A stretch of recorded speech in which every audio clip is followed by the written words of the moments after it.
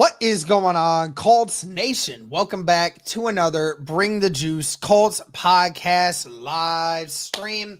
Guys, we have week 13 NFL action between the Indianapolis Colts, who travel to the New England Patriots to take on the Patriots today. It's going to be a hard-fought battle between two teams that are still struggling to find their way. I am joined by my good friend, Matt. Matt, how you doing today, my friend? I'm doing pretty good. Hold on. I got a call. Hold on a sec. Getting a call. It's all good, Yeah, man. hold on. All good. Hey, but thanks guys so much for tuning in. All I right. know it's been a little bit late to start the stream. Do apologize. Was venting a little bit off stream. So, you gotta get some of those out of you, every once in a while. But we're still here. We're gonna go ahead and bring you guys a great stream today. But Matt, how you doing, man? I'm doing good. I know your day wasn't great at the start. Mine wasn't either yesterday because we have the same hatred for a school that resides in the worst state, Michigan. But for Notre Dame fans, it was a good day. Lesson learned: if you're gonna pull Riley Mills' leg, expect to be punched in the face. Hey, we're both in the playoffs, so that's good. College football was very entertaining yesterday, man. So, it was definitely fun. Yep. I'm excited. We're going to the playoffs. It's like you lose to Northern Illinois and you're like, oh no, this isn't good. But like you can say, oh, you lost Northern Illinois. Okay, that's fine. Look at the team. Use your eyes. Do they look like what they looked like in week 2? No, they don't. And USC fans, like they run their mouth like, oh, we're going to beat Notre Dame. Fight on. Yeah, fight on to the Celebration Cricket Bowl. Okay? So fight on. But I'm excited. Very excited. Matt is getting into it, ladies and gentlemen. And Miami fans, how does it feel to choke to Syracuse and Kyle McCord? I know there's a couple of Colts fans that are Cuse fans, and obviously Zaire and a few other people's definitely are. So, that definitely was very interesting. They went 9-3. That's a really good year for them. Oh, yeah. And they're going to have a quarter next year, too. Yeah, they were really close this year, doing a really great job. Anyways, guys, as we get into this, please be sure to like the stream wherever you're watching. It helps the algorithm. It helps to get out to more people. So please, as you come in, whether it's on YouTube, X, Facebook, make sure to like the stream. Be sure to subscribe if you haven't already. We're on the push for 20,000 subscribers, but we need your guys' help. And of course, be sure to comment in the comment section. We'll make sure to chat with you guys every once in a while as well. Also, guys, we are a part of the Roundtable Sports Network. Show you guys where you can see us there. Roundtable Sports Network brings you NFL divisional debate coverage on a weekly basis from your favorite content creators across YouTube, featuring the AFC East Roundtable live Monday and Wednesday evenings, the AFC South Roundtable live Tuesdays at 7 p.m. EST, the NFC South Roundtable live Tuesdays at 7 p.m. EST, the NFC West Roundtable live Tuesdays at 9 p.m. EST. The AFC West Roundtable live Tuesdays at 9 p.m. EST. The NFC North Roundtable live Wednesdays at 6 p.m. EST. The AFC North Roundtable live Wednesdays at 6 p.m. EST. The NFC East Roundtable live Thursdays at 6 p.m. EST. Roundtable Sports. Real coverage from real fans. That's right, guys. Every Tuesday at 7 p.m. EST, I go live with some of your favorite AFC South content creators, and we talk about anything and everything AFC South. So please be sure to subscribe over there. Please be sure to hit that like button over there and tune in for our live streams. It's a lot of fun. Also, guys, we do have merch available. There is a link in the description for Colts merch from the Roundtable Sports Network. Also, if you want to use BTJ merch, all you have to do is go to the About page on our YouTube channel, and there's a link for that as well. Also do want to say shout out to Green Gridiron for sending the shirt. Greatly appreciated. We actually are going to be sponsoring with them as well. It's actually the official face mask maker for both the NFL and the NCAA. And if you actually go to greengridiron.com, they're currently having a Black Friday sale where you can save up to 50% site-wide on all helmets that they have on sale right now. They got a couple of really good deals on a couple different things. Say maybe, not necessarily a lot of Colts fans, but maybe you have somebody who is a fan of another team. They have every kind of helmet that you could be looking for. So check out some of the deals on there, guys. It's actually really cool. So make sure you guys check out Green Gridiron as well. But before we get into anything else, guys, we're going to talk about the inactives today. Matt, there's quite a few things to break down with this. So we knew that Tanner Bortolini, Josh Downs, Ashton Doolin, and Braden Smith would not be available for this game. So once again, Colts are going to be without another 3 offensive linemen for this matchup. And not only that, also are going to be without not even their backup center at this point. So they're going to have to dig deep into the archives here to get some more people. And of course, with Josh Downs and Ashton Doolin being out, the receiver position also looking a little bit thin as well. Alec Pierce is active for today, so we won't have to worry about that. But that is the inactives right there, man. I mean, the Indianapolis Colts, they're stretched thin offensively, man. Yeah. Not what you want to see. Josh Downs playing like the best receiver on the team just from the start of the season when he played to this point in the season. So losing him sucks. It really does. But I think Alec Pierce can step up. A.D. Mitchell, he's playing better. He's going to have to step up in this game as well. And then, of course, Michael Pittman got to play like a number 1 receiver. Thankfully, you're playing New England. But still, you got to step up. You got to be that number 1 guy. Play to the value of your contract or more. Absolutely. Also, again, shout out to BetUS for powering today's stream. If you guys are looking for a new sports book this season, look no further than BetUS. And somebody's saying, what happened to Wesley French? Wesley French had, I believe, a season-ending injury at the start of the year, so he is not available. So, it is what it is. You can only deal with what you have. But Matt, I mean, we got to look at something here real quick. So playoff hopes still remain alive for the Indianapolis Colts here. And another thing that's going into the favor of the Indianapolis Colts is, by every metric, they actually have the easiest remaining schedule in the NFL, with 4 of the 5 teams left all of them having less than 4 wins, other than the Denver Broncos, who obviously are in that 7th seed and fighting for a playoff spot right now. Everyone else has a worse record than Indianapolis, and those are 3 teams. And there's also a bunch of teams that are fighting for the number 1 overall pick as we speak. So, there's a lot of opportunities here for Indianapolis.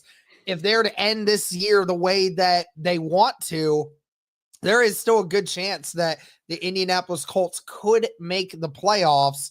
How do you feel about our chances for that?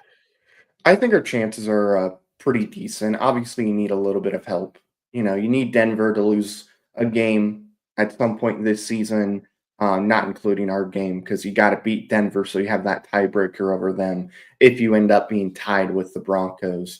And, you want the Chargers to lose some games. I don't know if that's going to happen because the Chargers look good.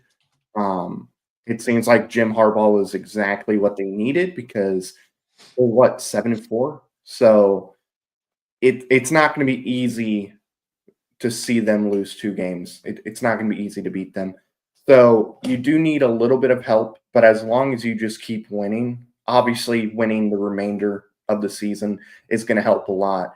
But if you can win at least 4, I do think you have a solid chance of making the playoffs. Yeah, by all intents and purposes, it sounds like Indianapolis will most likely have to win out if they want a good chance of winning and getting into the playoffs. Yeah. Also, At least the good news is with Denver, is Denver has a very tough end of their schedule as well. Now, obviously, Denver's 2 games above us. Denver will have to win 3 out of their last 5 in order to be able to make the playoffs. But again, one of those things that can be very important is whether or not the Indianapolis Colts beat Denver or not. So even if Denver wins 3 out of those last 5, if one of those wins is not the Indianapolis Colts, then you start talking about a couple different situations here where Indianapolis could very well make the playoffs still. So and here's the thing, come down to a lot of things. The Colts can still win the division. Like, Houston's got to play Baltimore. They got to play Kansas City. And here's the thing. They play 3 games in 10 days. Mm-hmm. They play Miami. They play Baltimore. They play Kansas City. It's possible. And then, look, even if they beat, like, Miami, which is very possible because Miami, I don't know what's wrong with Tua. I don't know. But they need to slip in one of these games. Could be a Jacksonville. Could be that game. It's funny because they are only 3-point favorites over Jacksonville, which is surprising given the records. And then you look at like, oh, Houston, even on the road, Houston being as good as they should be, are only favored by 3 against Jacksonville. Now, obviously, Trevor Lawrence coming back is probably an indication of that, but Houston has not played up to their record. They started out the year hot, and then injuries started happening, and then teams started getting better on their offense, and Houston has not looked the same as what they did to start the year. Yeah. And, like, when they played Jacksonville earlier in the season, they almost lost. Yeah. I think it was at Houston, too. So it was like they almost lost. They needed a last-second touchdown to win the game. Or last second as in, I guess, game-winning touchdown. But Jacksonville got the ball after. But nonetheless, they almost lost them. So it's possible they lose today because they don't have Diggs. Diggs apparently is a big factor. I didn't think he'd be as big of a factor as he is. So it's possible. If they slip in a game or two, coming in here saying, "Hey, Derek, we'll take care of Houston for you." Please. Love it, UCF, man. I'm loving that attitude, man. That is the listen, you guys can lose every single game after. I don't care. Just win this one for us, please. Please. Please, please. Pretty please. And I'll make this bet. If Tennessee beats Houston, as long as it's Will Levis playing at quarterback, I will buy a jar of mayonnaise. And on a stream, I will eat the jar of mayonnaise completely. Oh no! I'll do it. That's the thing. I'll eat the entire jar of mayonnaise on a stream. That's wild. I'll even do it here if you want me to. Oh, I think our fans would love that. I would love to see it. All right. I'll do it. All right. Next point here. I already kind of mentioned it. Colts are now still without 3 offensive line starters. Yeah. It just looks a little bit different this time around. So obviously Bernard Ryman coming back is huge for the Indianapolis Colts. So now Bernard Ryman is back and you have Quentin Nelson still on your left side. So now the left side of the offensive line is going to maybe look a little bit more stout, but the rest of the offensive line is still a wonder. We don't know specifically who's going to be at center. We got to imagine it's Danny Pinter, or it could be a couple different things. I don't know. And we still don't know whether or not Dalton Tucker is going to be at right guard again, or if or if it is going to be Mark Lewinsky. Yeah. Could be a couple different things. So that's going to be a curious sight to see what happens there. Right. And then of course, on the right side, have to imagine, since Braden Smith is out, got to imagine Matt Gonsalves will be on the right side. So Gonsalves going from left tackle to right tackle.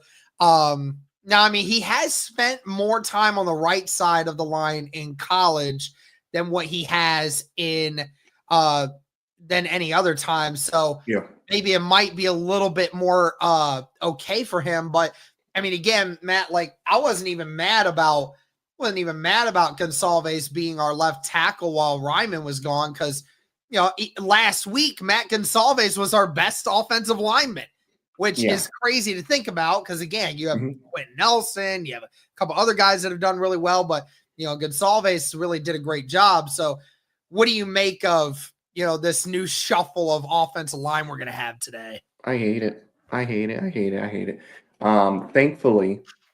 Thankfully, Ryman's playing in this game. I cannot handle one more snap of Blake Freeland playing, because if Ryman wasn't good to go, Blake Freeland would be playing. And you're talking about potentially the worst combination outside, like Quentin Nelson. Danny Pinter at center scares me. It really actually, scratch that. Let's go again. I'm actually okay with it. I'm glad he's not right guard. I'm very happy he's not right guard. Yeah, I would rather him be at center, because at least there you can have help on both sides. And I think Pinter is better on the interior, where he can kind of just try to just minimize whatever can happen, you know? Yeah, and it's like when he played, you know, when Carson Wentz was here, he looked good when Ryan Kelly was out. But when he went to right guard and transitioned back to center, didn't look as good. I'm really hoping that he plays well, because if he can play good, I'm okay with keeping him as the backup center, because I'm assuming Ryan Kelly, this is his last year with the Colts. Maybe I'm wrong. And if that happens, it's going to be Bortolini taking over as the starting center, which is why it's good. I guess the bright side to Kelly being out is you're giving Bortolini a lot of reps, a lot of snaps that he's going to be playing in. So I'd be fine with that. It could be Glinski starting at right guard, or at right guard. I don't think that's going to be the case, at least not this week. If I don't know, maybe the following game against Denver, that's when we put him in. But I still think it's going to be Dalton Tucker, if I had to guess. So, I hate that we're down to 2 starting offensive linemen. But we have Ryman back, so that means we don't have to deal with Freeland. So that's good. And if we re-sign him, then whether it's Ballard or another GM, they should be fired immediately. Fired. Unless you trade them, then, you know, that's a redeemable thing. Yeah, it is. It is going to be interesting to see how this offensive line does, you know, especially trying to resurge after just how bad they played last week. Obviously, this defense for the Patriots, it's a solid defense, but it's not anything like what we've seen for the last couple weeks that this offensive line has had to go through. Now, obviously, they have had to go through a lot more changes than quite a few other offensive line has had to, but nevertheless, still not a great spot for them. Moving on to the next thing here. And, you know, we got to talk about what the rest of this offense is going to do. With a new influence to the offensive line, clearly there's still going to be remaining issues. And last week, I think everyone started finally getting the memo that I've been saying from the early part of the year, was that these weapons really aren't helping Anthony Richardson out very much. Last week you saw questionable play calling. Last week you saw inability to block for him. Last week you saw an inability to run the football, which kind of has been a lot of a thing recently because of the offensive line. And also you've seen multiple times where weapons are dropping touchdowns for Anthony Richardson. And it's been a lot of things recently. Obviously, Anthony Richardson can still learn to be better, and he's still going to have to learn to get better out on the fly. But, you know, who's going to step up here, Matt? Because we talked about it. His best weapon, Josh Downs, is gone. Not playing this week. Likely he plays against Denver in a few weeks from now. But he's going to be missing that. You know, and Ashton Doolin is going to be out for a little bit too. You know, who on this team steps up and actually does something, because we don't get any tight end help either. No, and I don't know. I think Jelani Woods is going to be active at the end of the month, if I'm not mistaken. I think they said Christmas is when he could be, and if that's the case, maybe he plays better than what he did in training camp. Maybe he's one of those guys that doesn't look great in training camp, but when you get to the games itself, that's where he really looks good. So maybe it's him. I think A.D. Mitchell could be that guy because he's not dropping balls anymore. Yeah. He's catching pretty much everything thrown to him. Could have had that touchdown, but, you know, he's a rookie. He's got to get used to 2 feet in bounds thing. So that's why I never freaked out on him about that. But I think A.D. Mitchell could be. And then, of course, Alec Pierce. I think Alec Pierce can be if you throw it to him deep, because he seems to have a better chance of catching the football if you throw it 30, 40 yards down the field than 5 yards. So I think A.D. Mitchell's the one that ultimately will step up. And then Pittman, I think, will just continue to be what Pittman is. And he'll have a drop or two, but he's going to catch pretty much everything. Yeah. I really hope the Indianapolis Colts can find some way to get the run game going this week. It's really been a struggle, you know, and Anthony Richardson has had to, you know, pick up the slack for a lot of this because of that. You know, it'll be interesting to see how they do today. Like you said, I think A.D. Mitchell would definitely it'd be nice to see him have a good game.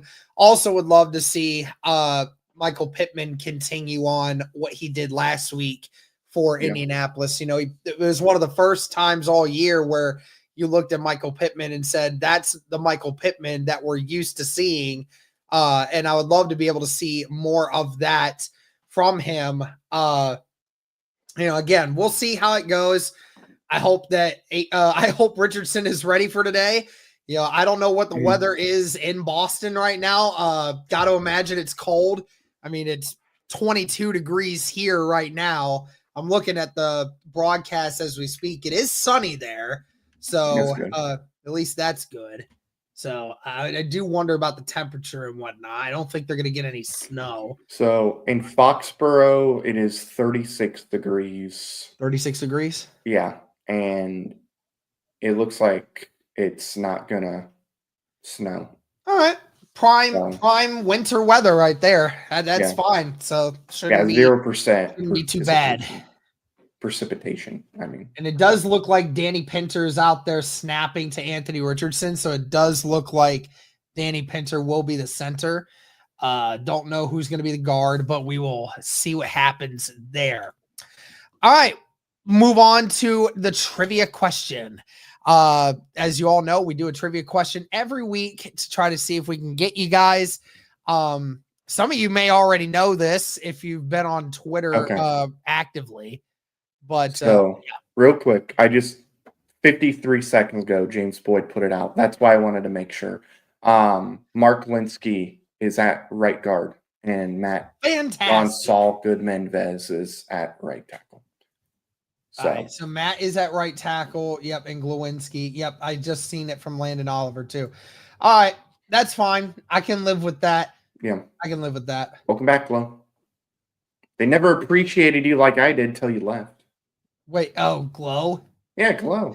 Oh yeah, 100%. Everybody, We should have love never Trump. gotten rid of him. We should have never gotten rid of him. He was. I mean, in all honesty, we know that when Will Fries tests free agency, we know we got to pay him. Yeah, we Because got even with the injury, I mean, he was having a legitimately all pro season, and you've seen how bad our right guard spot has been. Yeah. We gotta keep him around. Yeah. You got to do what you can to try to get him. Obviously, if he's wanting a giant paycheck, maybe not, but you need to definitely try to keep him around. Oh, we know if this was like 4 years ago, he'd be the highest paid right guard in the NFL history. Oh yeah.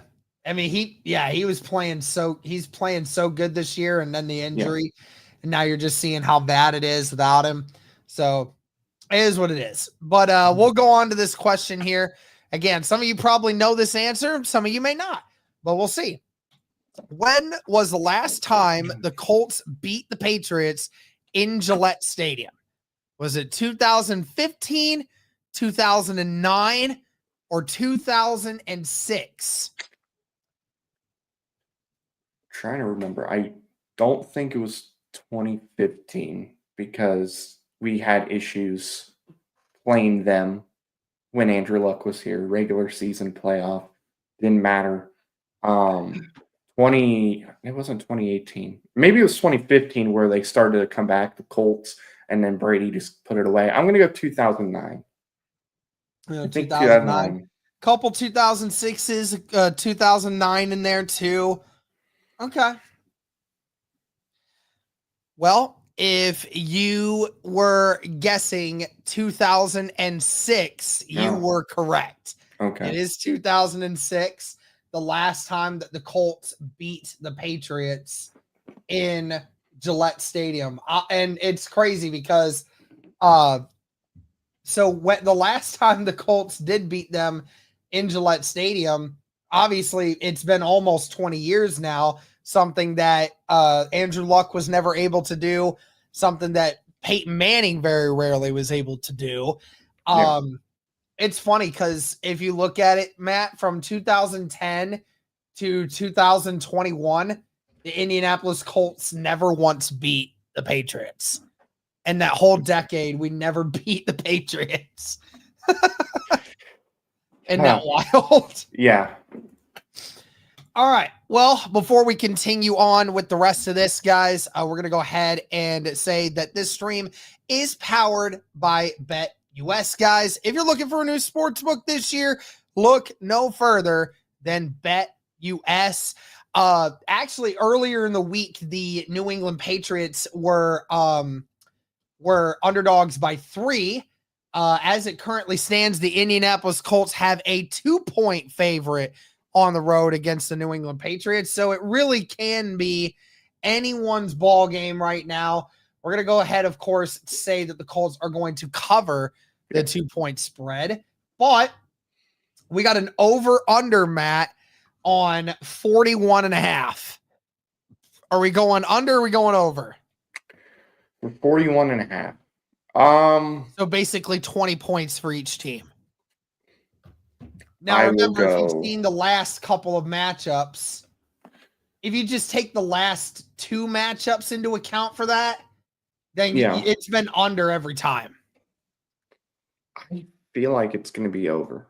Feel like it's going to be over? Yeah, I think Drake May is going to play pretty good today. I think our offense is going to be humming today. So I will say, I will slightly. And also, when it feels like it's not going to go over, it tends to go over. Half the time does unless go it's over. Like the 2 worst offense. Unless you're talking like an Iowa football game. Gotcha. Then it's always going to be the under. All right. We will go over then. And then we will put a 25 burger on that one. And if you put 25 on it, you can win $65.13 if you place that bet right now on BetUS, guys. And of course, you can also go ahead and do a whole bunch of other bets on every other game too. You got Tennessee and Commanders. And there's a lot a lot of Pretty this good stuff games. is really close. You know, it doesn't look like there's a single game this week where any team is favored by more than 6.5 points. So Yeah. if you're feeling lucky, you know, go right ahead and do what you guys want to do. But also make sure, guys, to use their promo code as well. A 150% sign up bonus up to $2,000 on your first deposit, and then a 125% sign up bonus on your next 2 deposits. Just be sure to use the promo code YouTube150 and get started today. But of course, guys, always be responsible. Yes. Honestly, Matt, I really only have one talking point here for the defense. And I mean, that's kind of where we're at right now with, you know, where the Patriots stand and where the Colts stand defensively. But looking at it, you know, it's all about containing Drake May. And, Yeah. you know, Drake May didn't start the year and, you know, kind of had to come in once some injuries happened. And when the New England Patriots obviously were not winning games. And sure, New England hasn't been winning a ton of games with Drake May in there, but anyone that's actually watching the games is saying Drake May has gotten this team to be able to start games really hot. And Drake May definitely, the moment is not too big for Drake May. He knows what he's doing. He knows how to throw the football. He knows how to avoid pressure. He just doesn't really have a great team around him. So, No. I mean, what do you do to contain Drake May, man? Well, you got to get pressure on him consistently, which they have a bad offensive line. So if this defensive line believes they're legit, you got to get a lot of pressure on Drake May. I don't think the run game for New England is going to be as big of a factor unless it's like Drake May running and getting some yards. But you got to get that pressure. You know, they don't have that stud receiver. They have a pretty good tight end play, but besides that, they don't really have any receivers that worry me. It's just Drake May, like I said last year and the year prior, is legit. Like, ask Josh Downs how good Drake May is. Mm-hmm. Like, he's legit. He's going to be great. That's why I was upset that he went third and not second, because New England now has Drake May, which sucks because he's going to be a problem for many, many years. But you just got to get that pressure on him, you know? And he's a rookie, so he'll make a mistake or two. So you got to force it. Take advantage when those opportunities happen. Yep. You got to take advantage of, you know, the weapon situation that the Colts are in, because, you know, I do trust our defensive players more than I trust the Patriots offensive players. You know, we just hopefully Gus Bradley decides to get aggressive and, you know, make it harder on Drake May to be able to complete these, because I feel like we can get that going. So certainly hope we can. All right. Let's go into some games around the league real quick before you have to leave, my friend. All right. 1 second. All right. So we got the Texans and the Jaguars. Who do you got? I really want the Texans to lose. I do, but I think they're going to pull it off. I think they get it done. Won't be surprised if they lose, though, but I think they're going to win. All right. Chargers versus Falcons. I think the Falcons get the upset. I think the Chargers win, and I think because I have my touchdown scoring parlay going for $6,000 potentially, which would pay off a lot of things for me. Darnell Mooney gets a touchdown in this game. Okay. But it's the Chargers. I think the Falcons get the upset. Seahawks versus the Jets. All right. The Seahawks win. Again, the Jets, they stink. They're not good. Garrett Wilson will get a touchdown. That is part of the parlay. Also, Nico Collins will get a touchdown a few games back as part of the parlay. But I think that the Seahawks, they get it done. They win. I'm surprised it was like at 1.5. That surprised me. I think it's going to be more like a 3-4 point win. All right. Titans versus Commanders. The Commanders are gonna win this game with ease. Calvin Ridley is gonna score a touchdown, but I think the Commanders get it done by like 10-ish, somewhere in that ballpark. All right, Steelers versus Bengals. Steelers, Bengals. The Steelers are underdogs in this game. I don't know why. Are they missing a player? I think after what you saw against Cleveland, it's snowing a little bit in Cincinnati. So they think Russell Wilson's scared of the snow. And obviously the Bengals, they're on their last limb right now on trying to keep their playoff hopes alive. So that might be the reason. If you saw live the pregame interview with Jameis Winston, you knew they were going to win that game. Yeah. You knew they were going to win. Yeah. But the Steelers are going to win this game, and George Pickens gets a touchdown to help the parlay. Thank you. What do we got? Breadsticks? All right. No, it's blanket. Yep, got to get a blanket. It's really cold in this room because, it's warm out there, but it's not in here. It's not even the fact that we don't get warm air. It's just the fact that there's the windows on the other side are not insulated very well. So it just lets cool air in all the time. So jeez, that sucks. It is what it is, I'm happy I don't have windows. Yeah. I'm happy. My apartment has no windows, which is probably a fire hazard, but I can't get cold. It's all brick. So true. When I have it at like 70 degrees, it is toasty. I bet. Cardinals versus Vikings. Cardinals, Vikings. I think the Cardinals are going to win this game. Think so? There's something about the Cardinals. They're going to win their division this year, which is crazy to think because the 49ers are also in that division. But the 49ers have been very average. I think they get it done. And I think Jalen Naylor gets a touchdown. And I picked Jalen Naylor because it was plus 550, and I bumped it up. The Cardinals said that we're 100% getting Marvin Harrison Jr. involved today. And when they decide to finally get Marvin Harrison Jr. involved in the game plan, the Cardinals always do better. So, definitely. Involved.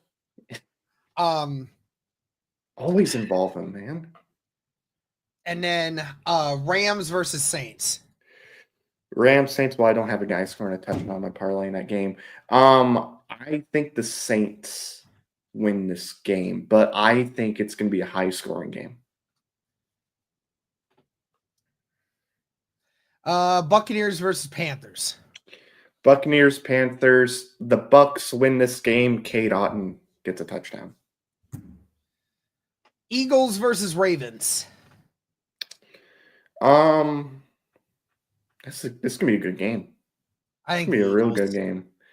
I'm going to go with the Ravens because the Ravens always play really good against really good teams, and they struggle against the not great teams. Okay. Kansas City, that was an anomaly because Kansas City has won like 5 or 6 games that were like just crazy coincidences. Ravens, realistically, if that toe, Likely's toe, was back like an Chiefs inch, have literally won over half their games like that this year, and it's so stupid. It is. Like, hey, Aiden, or the center getting the ball to Aiden O'Connell. Congrats. That's another one. But I think the Ravens win this game. I think just watching Barkley and Henry is going to be a lot of fun. They're going to go off today. 49ers versus Bills. I think the Bills win. Josh Allen is, feeling hyped because he, he asked the question to my girlfriend, Haley Steinfeld. So, Josh Allen, I hope you don't win the MVP because you took my girl. And you took is it Shamik Moore? His name's Shamik, voices Miles, who put out that cryptic tweet of, we have to move forward, because everybody's like, oh, he has this big crush on her. And then he put this thing out like, we're not going to get them all. Just got to keep moving forward. But I think the Bills win this game. Yeah. All right, Browns versus Broncos, last game tomorrow. Browns, Broncos. I hope the Browns win, but I think the Broncos are going to win this game. I cannot see Jameis Winston doing anything against that defense. I think Denver's defense is legit, and I think they get the job done. So, unfortunately, I'm going with the Broncos. You know what sucks is I have a brother-in-law that is a big Broncos fan. So he's running his mouth. He's just talking all this smack, and it makes me upset.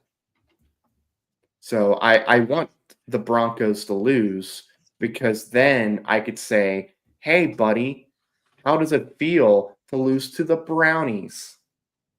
So I'm going Broncos, though. I'm going to take the Browns. I think they'll win. I need them to start winning. I need teams to start beating the Broncos, too. So. I hope you're right. I really do. All right. Well, I know you got to get going, so yeah. I appreciate you, my man. Yep, it's no problem. I'll throw my prediction for this game. Colts, if they lose this game, I'll definitely be concerned. They should win this game. I have them winning by at least 8 points in this game. And A.D. Mitchell, you're on my parlay. Please help me get my $6,000. Please. I want to pay my car off and my phone. And next month's rent. All right. Sounds and breadsticks for breadsticks, the $20,000 or 20,000 subscriber stream. All right. Cheese sticks. I'm getting cheese sticks. Oh, okay. That's good. That's what I'm getting. Cheese sticks. All right. Y'all have a good one. And this is our Colts. This is our team. We bleed blue.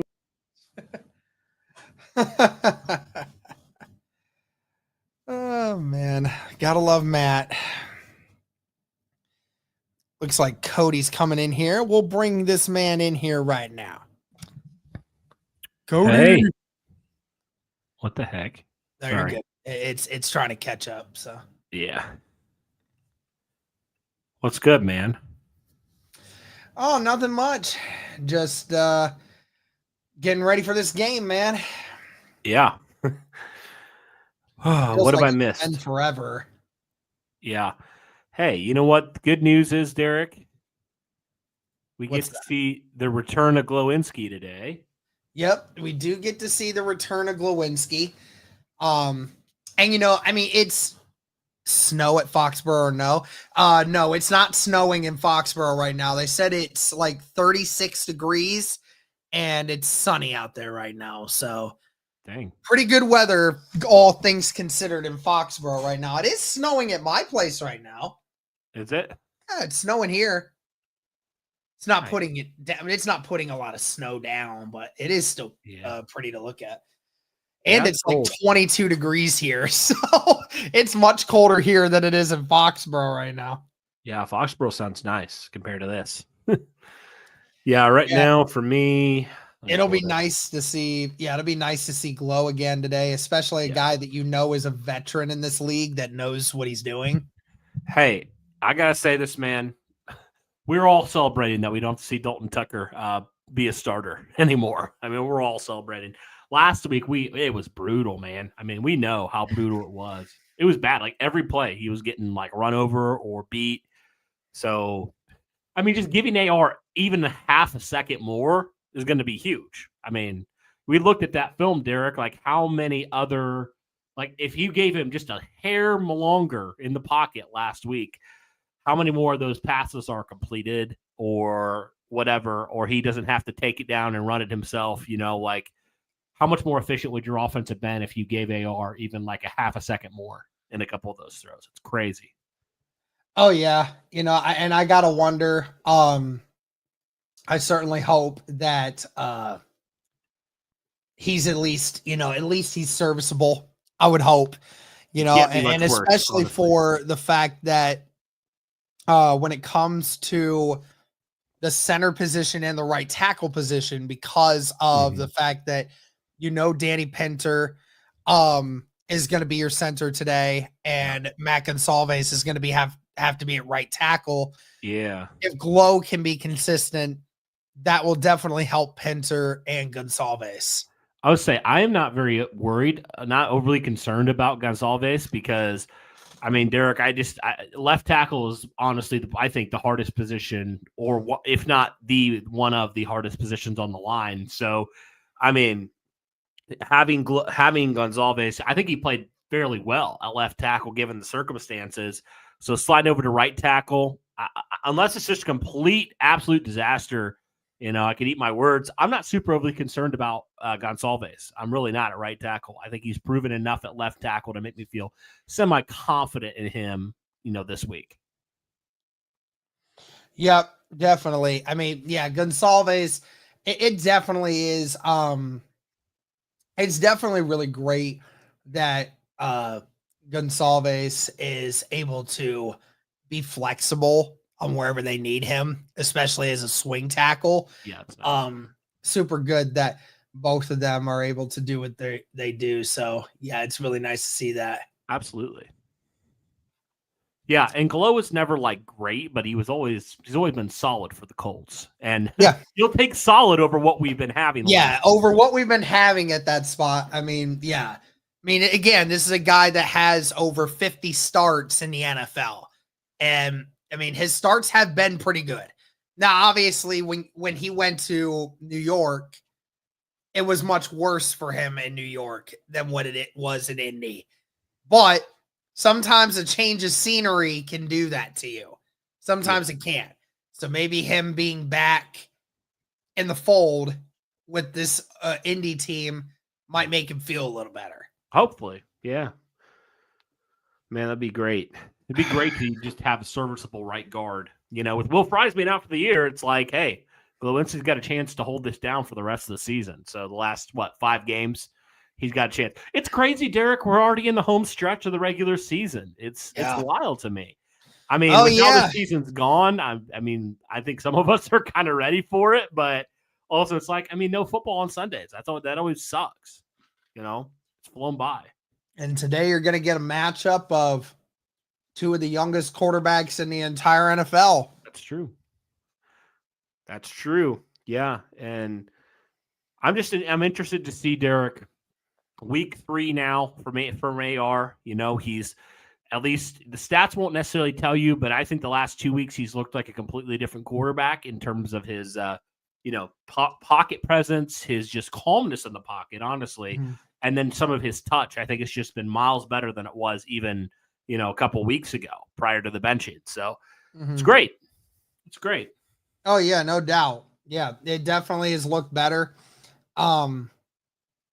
It'll be interesting to see how they do today. Again, this Colts team, it's a better team than the Patriots on paper in a lot of different ways. Yep. But again, it does a lot of times it doesn't matter. A lot of times it just depends on who executes better and who doesn't hurt themselves more. And exactly. It's hard to have a lot of faith in the Indianapolis Colts over what they did last week, which was, basically killed themselves last week.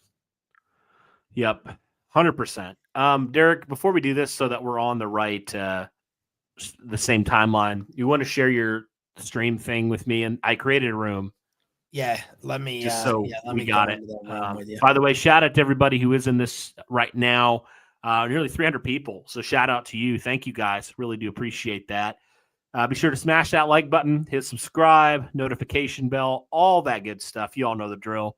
Thank you very, very much. Yes, sir. And I haven't checked recently where we're at. Okay. We're still about 1,500 subs, Derek. 500 subs. I can't do math, apparently. Yeah, just under 500 subs from. Yeah, math was my worst subject, if you couldn't tell. But 500 subs away from 20K, which is crazy. That's been our 448 left. Yeah, that's been our season goal, which is crazy. So, yeah. Thank you, guys. Love Appreciate from Detroit. Harris, what's up, man? How you doing? Derek, Appreciate you. All is the it way fair from to Detroit. say that this game will determine the future of Chris Ballard and potentially Shane Steichen with this organization moving forward?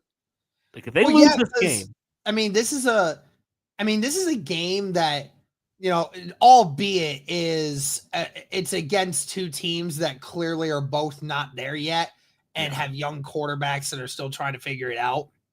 But this is, Indy and the Patriots, they have a long history together. And obviously, it's a different history now, but it is kind of like a rivalry game in a way. These two franchises have gone back and forth for a long time. And, we saw last year or 2 years ago, when this team faced this exact team and, the things were on the hot seat for Frank Reich already. And then you just saw an epic collapse of an offense against the New England Patriots from this Colts offense that year. yeah. And then you just saw something that the Colts very rarely do, which is fire a coach mid-season. That's something. And, Cody, I wish that I could, I think you and I are both in agreement that we want Ballard out of here. I still do not believe that it happens regardless of what happens today. But obviously, if the Colts continue to play like they did against the Lions, if they play like that through every game the rest of the year, then yes, there's a conversation that needs to be had. Yeah. And I hope that they do get rid of somebody. But right. You look at the last final, 5 games. It's the easiest schedule in the NFL. So if the Colts don't come away with a winning record, Derek, I think that's telling right there. This roster's not where it needs to be, and or the coaching staff is not doing what it needs to be doing. It could be a little of both there. So, yeah, regardless, so Derek, I do think this is a big game for this team. If this team comes out and loses to a team that, we all expected them to lose to Detroit, but if they come out and just lay an egg today against the Patriots, we're going to have some serious conversations. And I don't know how true the rumblings are, Derek, but we have heard some rumblings that Indy could be, and again, take it as you will, take it with a grain of salt. There's always rumors around this time of year, but could Indy potentially be looking to fill a GM spot? I don't know. Jim Irsay says all this stuff about Ballard, but Derek, Jim Irsay said a lot before in the past, and his actions have definitely contradicted that. So I'm not really believing that Jim Irsay, maybe I think he can be very emotional at times, and he wants to win as much as all of us. So I'm kind of sitting here saying, look, if it's year 8 and you're still, have a losing record, you're still, not in contention for the playoffs again or the division again, I don't know. I just wonder how much patience Jim Irsay truly has, because it clearly ran out with Frank Reich. Now I'm curious how much it's going to run out with Chris Ballard here. I don't know. I don't know what the answer is to that, but yeah, these next final stretches of games I think are going to be huge for the future of definitely Chris Ballard, but potentially Shane Steichen as well. Yeah, it'll be interesting to see what goes on. It really is going to be about how the end of the year goes. I don't know, man. I don't know how you can justify keeping a guy where you see no tangible progress in this team. Yeah, like from a record standpoint. Again, you and I had said it in the preseason. We're kind of like, you have a young rookie quarterback that's still trying to figure out his way, but you say you have supreme confidence in him, but yet you really didn't do anything to improve the team. All you did was just put the same exact team on the field instead of actually making improvements anywhere. Right. So that's what we have here, where it's like, sure, you got a little bit of offensive line depth in the draft. You got him an extra weapon, but then again, that extra weapon, hasn't really done much yet this year. And of course, we're talking about Latu. Latu starting to finally figure it out, but it's not like he's a superstar player yet. Again, you didn't really do much to make the job for Anthony Richardson better. Right. And, Steichen didn't do a good job of planning to Anthony Richardson's strengths to start the year. And, it's a lot. It's a lot. We'll see how it goes, but I just hope we win this one. There's still a chance for the playoffs. Yeah, I certainly hope that we can keep it going. Yeah, and just to because I know we said Derek at the beginning of the year, like for AR, this season's all about him. But also, Derek, I think you can acknowledge the fact that the last couple weeks, it's not been AR's fault that the team has lost either, right? It's been a deeply flawed roster in a lot of ways, right? So I think there can be both this needs to be a grace year for AR, but also I look at it and I say, if the roster around him is failing, the GM needs to be held accountable for that. Right. I mean, honestly, I think you can have it there both ways because, look what the Chicago Bears did, Derek. Matt Eberflus, which, by the way, he deserved that. But, stuff was failing around Caleb Williams, not because of Caleb Williams, right? And it's kind of one of those things where it's like, it's hard to determine, like, who's most at fault. Is it the coaching staff? Is it the GM, the person that puts the team together? I think Chicago is way better of a roster than what their record is. Obviously they have a rookie quarterback, but you have good weapons on that team. You have a really good defense. So the fact that you don't have 6-7 wins by this point is a little bit concerning, despite the fact that you have a rookie quarterback. So, we've always said it's a coach issue because Matt Eberflus is just not a good coach. Sure. So, he's not a good head coach. He might be a decent defensive coordinator, but he is not a guy that understands how things go. And I don't know if you saw, Cody, but Jalen Johnson supposedly in the meeting with the team after the game apparently spent 10 to 15 minutes yelling at Eberflus and had some extremely colorful language to say about it. Again, Jalen Johnson re-signed with this team at the beginning of this year, and I will say, like, you kind of dug your own grave when you decided to stay with this team. You kind of knew what you were getting yourself into, but let's see what we got. But anyways, Colts kicking off here. Matt Gay's kick is away, and it looks like this might be returned. It will be returned, being brought out, and he's going to get pushed out of bounds right at around the 25-yard line. That was Gibson on the return. So, all right, the New England Patriots, Drake May, who again, has definitely played pretty solid.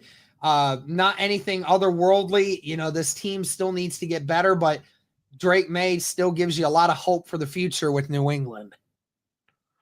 Yeah, but like I said, like this team, there's not a lot of talent around this team, to be honest with you. It's a young team. There's a reason they picked so high last year.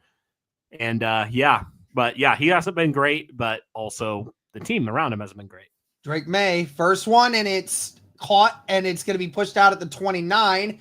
That's Bourne on the catch. So that's a gain of about 4. Second down and 6 coming up. Yeah, the offensive line, Layden Robinson, the rookie, playing at left guard. Cole Strange not in there, so that is a big loss for the Patriots here in this game.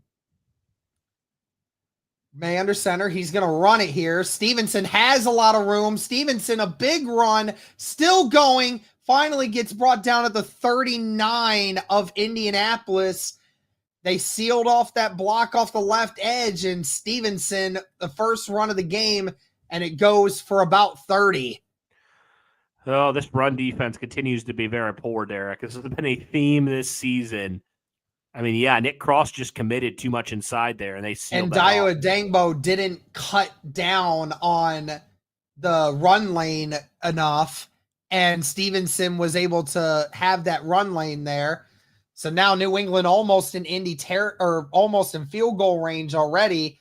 Drake May going to throw it, and it's incomplete, intended for number 9. That was Kayshon Boutte, the receiver out of LSU, but that was an incomplete pass. Again, this Colts defense, Cody, that again, over the last 5 weeks has really started to turn the page a little bit. Certainly hasn't been great, but it has gotten a lot better. Receiver motions to the right. It's going to be another run here, and Stevenson gets touched behind the line of scrimmage, but breaks the first one, brought down at the and brought down after a gain of 3. So it'll be down at the 36. Here comes Latu, third down here. So, I mean, Colts have not been good on third down this year, especially third and long. So I'll be interested to see. You and I have always said we feel more comfortable about the Colts getting a stop on a 3rd and 3 rather than a 3rd and 8, which is saying a lot. That is. All right, 3 receivers to the left, 2 to the right. May in the shotgun all by himself. Colts bringing 5. May gets it to his tight end. It's a catch. Nick Cross draped all over him, but he still catches it, and that is a first down for New England. Derek, I mean, we said it. We're not surprised by this, but Derek, that was the one player you asked me, am I worried about? It's Hunter Henry, because Colts cannot cover tight ends to save their lives. It's been the whole year. Yep, it's definitely been a struggle, and that is another first down for New England, down at the 27. 2 receivers to the left, 1 to the right, and the tight end on the left as well. May in the pistol. It's going to be a run here, and he gets brought down at the 21, which would be a gain of 6. That's Gibson on the run. It's so crazy because, like, you watch this defensive line, and they break through that offensive line so quickly, but yet nothing happens of it. Right. Yeah, how are they routinely getting 5-6 yards every run? Yep. All right, 2nd down and 4. Just under 12 minutes left in the first quarter. It's going to be a RPO here, and it's another shuffle, and Hunter Henry still going, finally tripped up by Julian Blackmon at the 7. It's one of those Andy Reid-inspired shuffle passes where you fake the option to the running back, and the tight end comes with it, and you shuffle the pass forward. And that's good for 20. Man, this defense is just getting sliced and diced right now, Derek. Yes, it is. Going right through 1 receiver to the right, 2 to the left. Tight end on the right. May back to pass again. Was looking for his running back. Has to roll to the right. He has room. Now runs out of bounds at around the 5-yard line. Could have sworn there was a hold there, but they did not call it because it looked like Kwity Paye fell to the ground after trying to keep contained. New England, one of the worst offenses in the NFL. They go right through this Colts defense, Derek. That's very concerning. It is definitely concerning, but then again, we have seen New England start off games hot, but then have slowed down throughout it. It's going to be another run here, and Gibson powers to the 5. So originally they said no yardage for May on the last run, but he gets 2, and he's down at the 5. So it'll be 3rd down and goal now at the 5-yard line. Almost 5 yards taken off of this first drive. Shout out to the 420 people watching, guys. Please be sure to like the stream. Please be sure to comment. Please be sure to subscribe. Here we go. 3rd down and goal at the 5. Receiver motions right. Be a pass here from May. May under pressure. May gets sacked by DeForest Buckner, a loss of 10. Wow. DeForest Buckner with the big stop there. Feels like DeForest Buckner, Cody, is getting at least one of those every week. Yeah, DeForest Buckner just runs right through the right guard there. No one was open. No one was open. You had a receiver and a tight end kind of stack on top of each other, and there was just nobody open, so great coverage in the back And DeForest Buckner, he'll make you pay. So the Colts defense does get the stand. This will be a 35-yarder for the kicker. And that one is drained. So the Colts do get the stop in the red zone, but the Patriots do get the first points of the game. 3-0. Hey, everybody listen to Steve Nevins. Come on now. Everybody listen to this man. Appreciate y'all. Everybody want their 10 free 10-piece nuggets. There you go. DeForest Buckner's been making sure you guys have gotten those for weeks now. Hey, Colts defense did not look good on that first drive, but to give them credit, they did hold them to 3. So I guess that's a win. And again, the Colts are the only team in the NFL to not give up a touchdown on the opening drive. That baffles me. I still that can't. Does baffle me. Yeah, that does baffle me that's able to happen for us. Just insane. Yeah, I feel like New England has like 2 guys that can actually do something, and the Colts decide to just not cover them at all. Sometimes that's what zone will be like sometimes. Gosh, I just hate zone so much. I've grown to hate it over the years with Gus Bradley. Yeah, and it'd be honestly, like Matt Eberflus as well. I've come to hate it. Tyler saying Colts versus Patriots, not quite the same vibe as the past, but still want to beat them some bitches. That is true. That is, listen, if you grew up as either a Colts fan or a Patriots fan, and when Manning and Brady were there, like you grew up in that era where you understand just what this kind of game means to both of these franchises. You know, there's like a personal victory within you, not only just for the victory that's on the win or loss column, but you understand the meaning behind wanting to beat this organization either way. Yeah, exactly. Steve said, I can't get them nugs here. Yeah, no, I can't either. It's okay. Only in Indiana. Is it just in the Indy area, or is it Indy? Yeah, it's just in Indiana, I think. So just in Indiana. Yeah. Okay. I've never really taken advantage of that because they didn't really say anything about it for us, like where I'm at. Because I'm not in Indy technically. Yeah. So, but dang it, I want a free 10-piece though. I'll take that. You have to buy something else. Yeah, you don't just get a free 10-piece. You have to buy something else in order to get it. So it's how I'll buy like a apple pie or something. This one's gonna be returned, caught at the 5 by Goodson, and Goodson gets to the 29. Return of 24 yards. I actually don't hate having Goodson return those.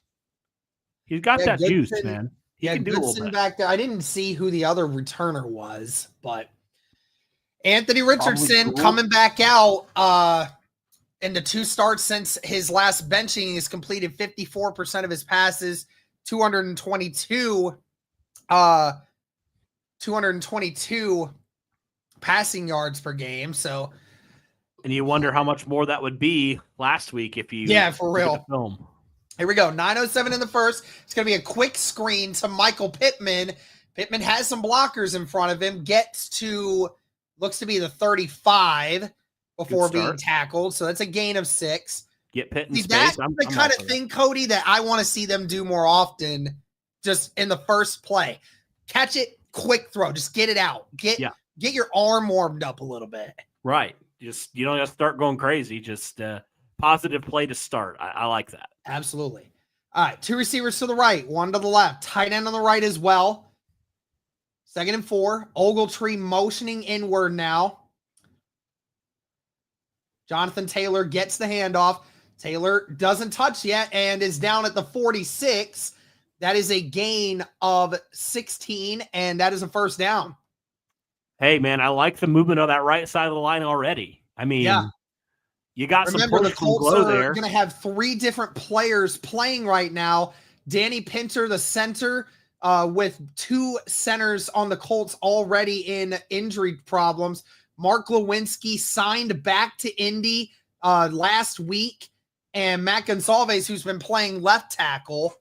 It's first down and 10 now. RPO. Richardson decides to keep it, makes one guy miss. Richardson gets the first down, runs out of bounds at the 45, but that is a first down. Hey, that's progress, Derek. I tell you, man, AR might have tried to take that up further and taken an unnecessary He might have just been able to give it to JT, but that's where the speed of Anthony Richardson helps you. There's no defensive lineman that is fast enough to catch up with Anthony Richardson. So it's where that speed comes into play. One receiver to the left, double tight end set on the right, and Pittman there too. Pistol formation. It's going to be a pass. Richardson dumping it down to Ogletree, and he's down to the 21 and out of bounds. A gain of 24. Would you look at that? Ogletree does have hands. Hey! Wow. Well, there we go. The Colts are driving almost inside the red zone now. It's have him marked at the 22, so it is a gain of 23. Off to a good start here for the Colts O-line, and they're going no huddle, trying to keep this offense going. JT with a carry up the gut gets to the 18-yard line, so that's a gain of 4. I'm already liking the push from that interior, Derek, something we did not see a week ago. I'm already liking it. And you got to wonder if Mark Lewinsky being back is going to really help this team to get a little bit of a push on that right side. And this Patriots defense, a couple veterans in there, a couple young guys looking to get in more matchups. You know, they have a lot of athleticism. Definitely look to see what we can do against them today. Richardson going to hand it off to JT again. JT close to a first down, gets 5. Yeah. Already much better start to running the football here, Cody, than you saw last week against the Lions. Absolutely. You'll take that. Colts hurrying up.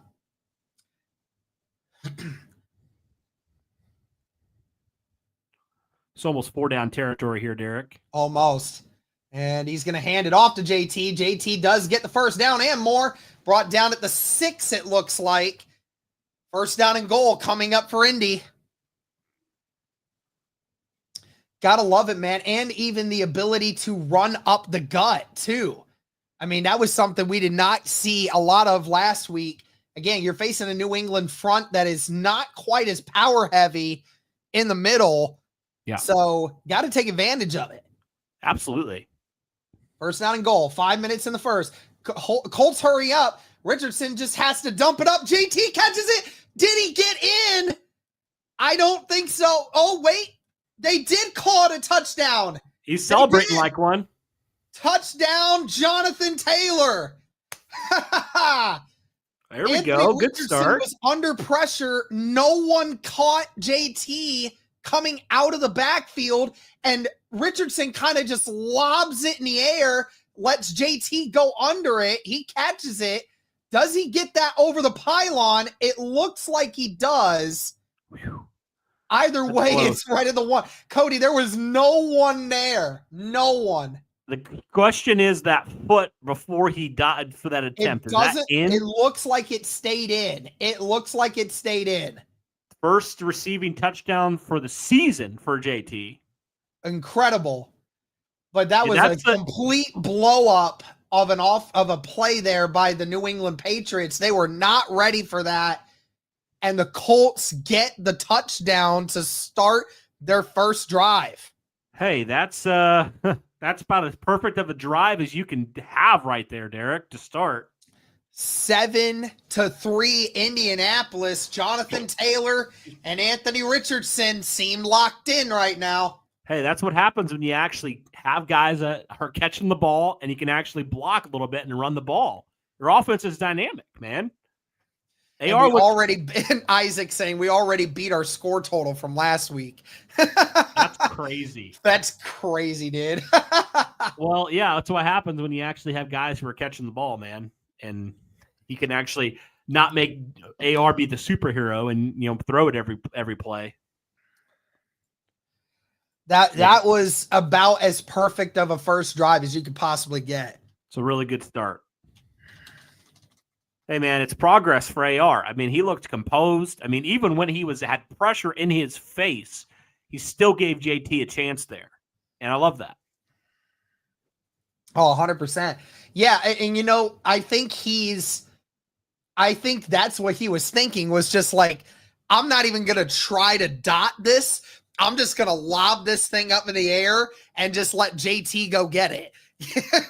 Like, honestly, because he saw that there was nobody there. I mean, folks, to give you an idea, there wasn't anyone within 10 yards of JT, and I'm not kidding you. Everyone went to the left side, and no one was left on that right side. And Richardson just lobs it in the air and just lets JT fall under it like a fly ball. Yeah. Yeah, AD and JT were wide open. Yeah. Yeah, he could have done anything with that play. Man. I mean, he had a free rusher coming right at him, bearing down on him.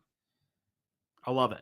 Yeah, he did. There was a guy that was coming in unblocked, and Richardson had to go on the run and had to avoid that pressure along with everything else. So Derek, that was crazy. You know what's interesting is, like we've said all along, like we need to see noticeable progress from AR this year. And I feel like the last 2 weeks and that drive, you're starting to see that, Derek, really come to fruition. Because you would have seen him like try to throw a dot at JT in that early in his career. Now you saw him just lob it up, like just give JT every opportunity to catch it. Exactly. And Matt Huff saying it best. Scary thing is AR5 will only get better. Hey, outside of Drake May, he is the youngest quarterback in the league still. Yeah. Which is crazy. Like you said, you get two young quarterbacks here. It's exactly what you want for these franchises. Yep. 5 minutes left in the first quarter, and the Patriots will get the ball at the 30.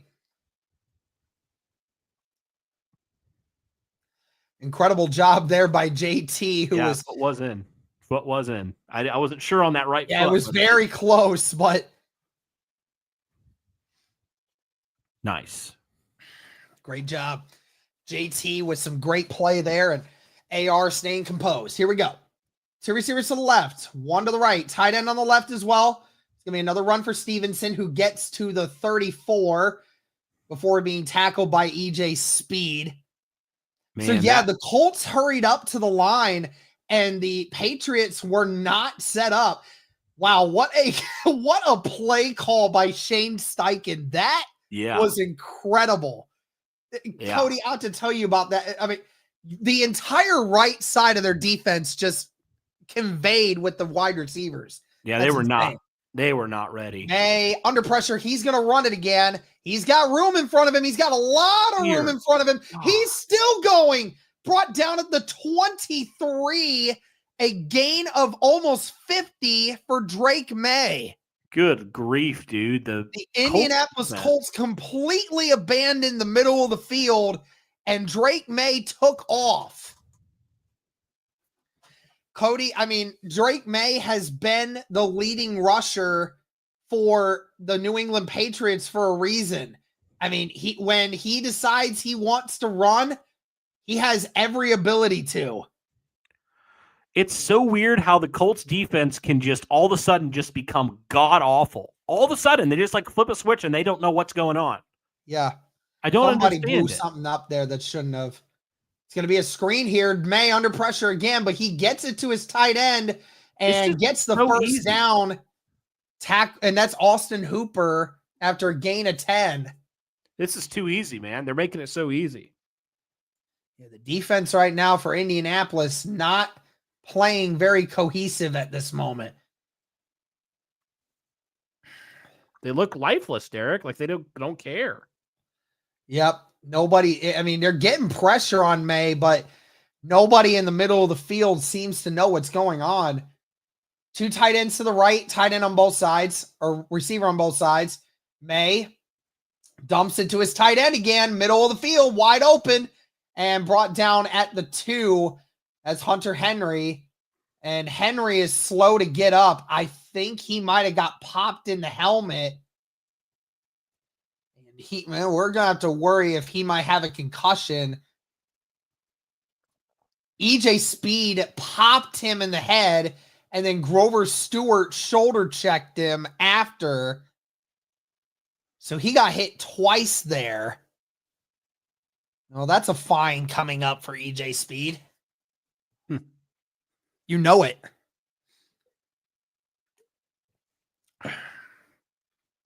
Either way, first down and goal for New England at the 2. They just go right down the field, man. Yep. No resistance. Goodness. And you know they're going to score a touchdown, and then Indy's probably not going to score the next drive. So I'm sorry, but like, how is it just so easy? How can you literally contain like all these really good quarterbacks, and all of a sudden against this stuff, you just look like absolute garbage? I don't understand it. Terrible. And the New England is going into a wildcat here. 2 receivers. Drake May is out on the left. And Stevenson gets to the outside. Unbelievable. They wanted a flag, but there is a flag. It's coming back. Okay, thank you. Nick Cross lost contain, but they're getting a hold on the tight end for that block. Thank goodness. It was the right tackle, actually, that got hit with the hold. I was like, we had the outside contain there, and I'm like, how in the world did they not call that? Yeah. Yeah, that is 100% a hold. So what would have been a touchdown for Stevenson is going to be a 10-yard penalty, so that will move them back to the 12-yard line. First down and goal at the 12. 2:32 left in the first quarter. 3 receivers to the left, tight end on the right. May in the shotgun with Stevenson. Now Gibson will motion.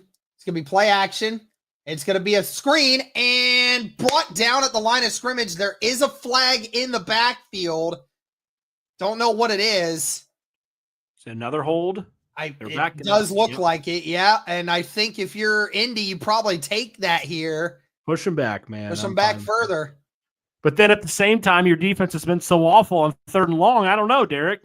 Exactly. But now it's going to be first down and goal at the 22-yard line. Wow. This time it was on the left guard, Layden Robinson. Again, DeForest Buckner, that was Grover Stewart that blew through him. And as he was falling, Layden Robinson just kind of pulled him down with him. And it'll be a run this time for Stevenson, who gets to the 17-yard line. So that's a gain of 5.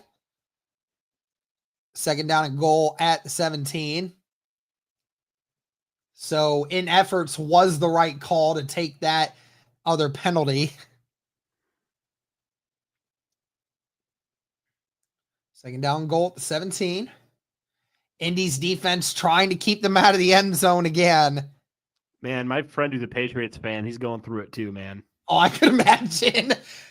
All right, here we go. It's a pass for May. Scanning. May, under pressure, dumps it. It's caught, but falls immediately. That's Douglas. Caught at the 12. So third down and goal now at the 12-yard line. I tell you, man, if we hold on to a field goal here, we majorly got bailed out by a holding penalty. Holy crap. Oh, yeah, 100%. Just over a minute left in this first quarter. These drives going by fast. They are. They really are flying, I feel like. 3 receivers to the left, 2 to the right. May in the shotgun all by himself. Ball at the 13.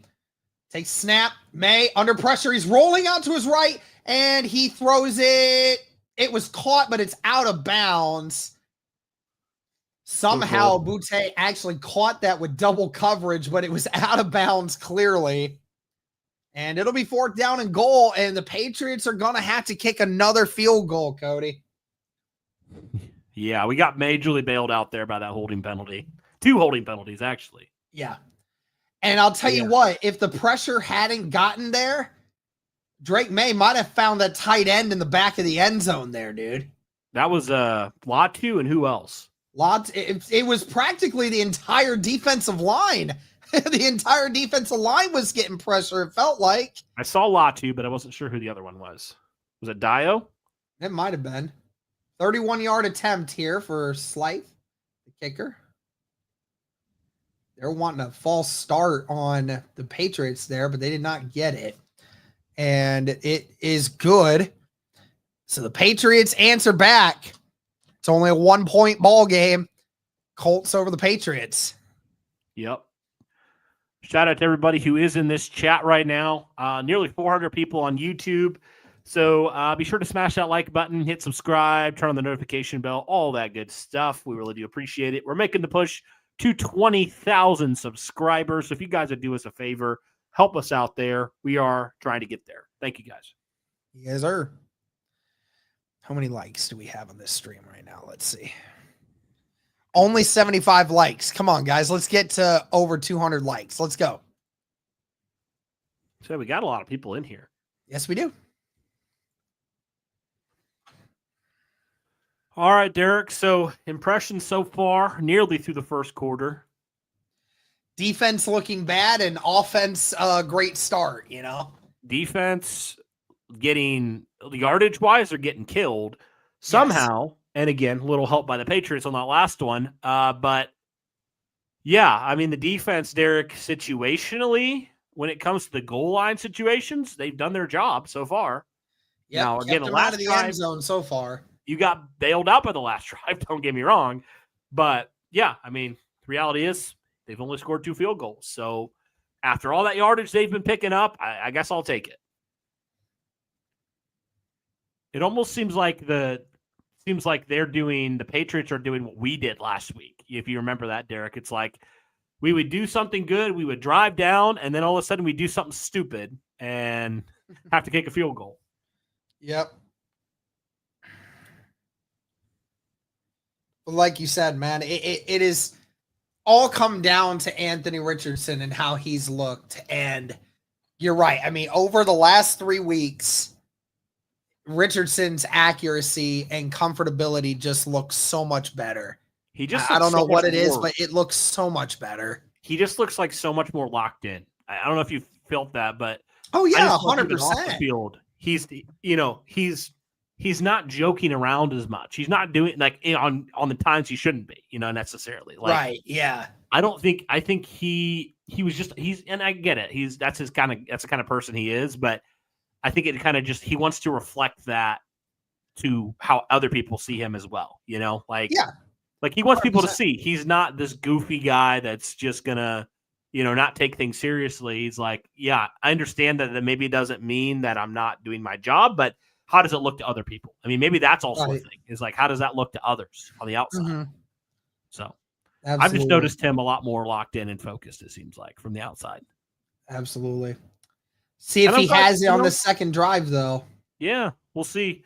The Colts have had this one is not going to be returned. They've had some series, Derek, this year where some games where they had a really good start to the series and then they kind of tapered off. So I'm curious. So Anthony Gold was back there as the second return guy. He's been inactive for a while, I think, with all the injuries. But obviously with the injury to Ashton Doolin, that is going to be a big one there. And Will Mallory was not on the inactive list today, so we could potentially see that tight end come in. And this is the first time all in his entire career that he's completed his first 3 passes. Wow. And it's going to be a direct run for Richardson, and he loses a yard. The Patriots saw it coming very quickly and overloaded that one side, and there was just nothing that Richardson could do there. That might be the last play before the end of the first quarter. We'll see if the Colts decide to run one more here. They might get one more off. They say they don't need to. They're not We'll see overly if they do. in a hurry, so maybe they'll let it run down. It doesn't look like they will. They will. They are going to get it off. Richardson, it gets tipped and it's intercepted. Gets tipped by the linebacker and it's intercepted, and New England will get the ball at the 42. He left it short and it was tipped, and then Pittman got pushed by the cornerback and couldn't go and get it, and the linebacker picked it off. Dang. See that again. Yeah, it just gets tipped by the linebacker, and then, yeah, you can push a guy when it's tipped. So that's why Pittman was pushed down, and that's okay. But in hindsight, probably should have just not run that play. But here we are. Now New England is going to get the ball to start this second quarter already in Indy territory. Dang.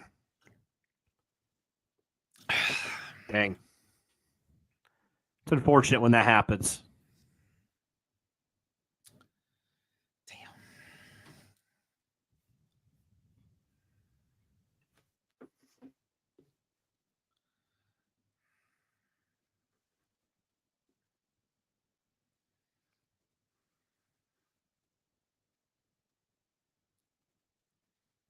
Somebody's saying, yeah, why is it that the Colts don't have a QB spy on Drake May for some reason?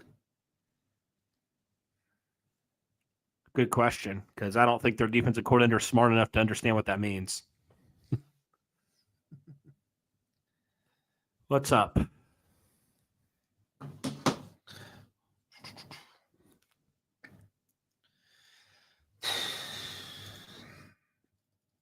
Darn.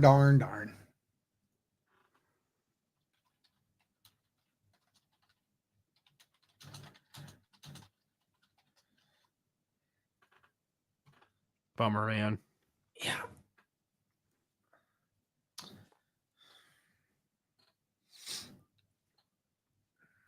Darn.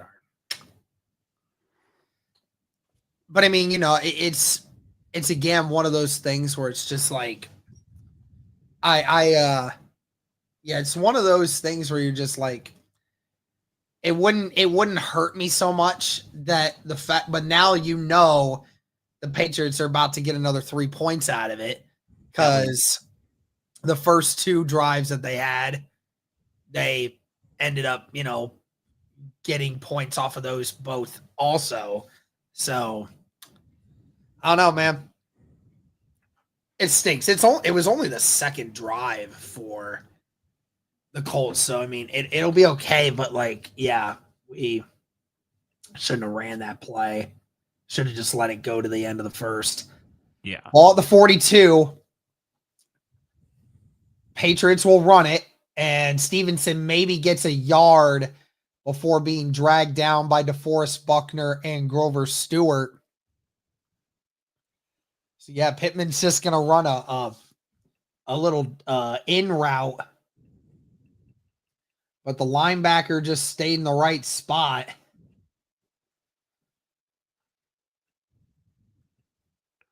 Yeah, I probably shouldn't have thrown that. We'll admit that. Yeah, they should have just let that run out to the end of the quarter. Yes. May just going to dump it to the tight end and gets close to first down. He loses the ball. I think they're going to say he's down. I think he got it back. Whew, that was close. Austin Hooper almost lost that. 3rd down and 1 now.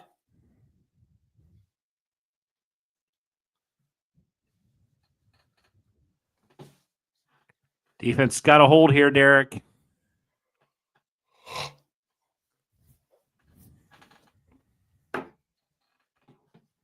Hunter Henry has had 3 targets this game already and 3 receptions. 2 receivers to the right, 1 to the left. Tight end on the right. May under center. He's going to hand it off to Stevenson. Stevenson has nowhere to go and loses 4.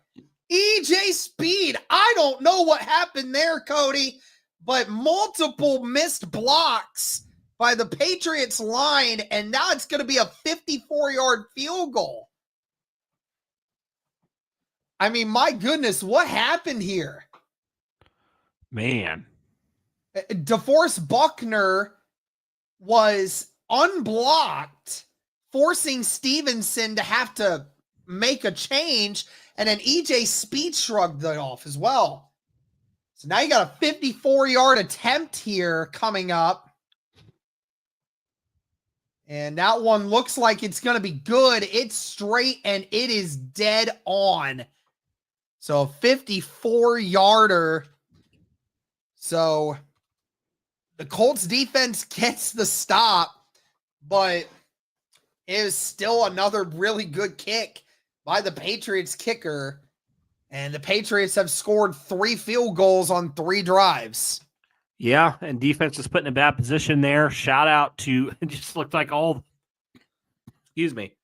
entire Colts defense just got through there on that one. So shout out to them on that. Good play. I mean, good rebound so far, Derek. Good rebound after 2 not great starts to the start to the game, excuse me. So shout out to them. But yeah, Patriots offensive line, Derek, nothing really crazy. So at least they held them to 3. I'll take that. Mm-hmm.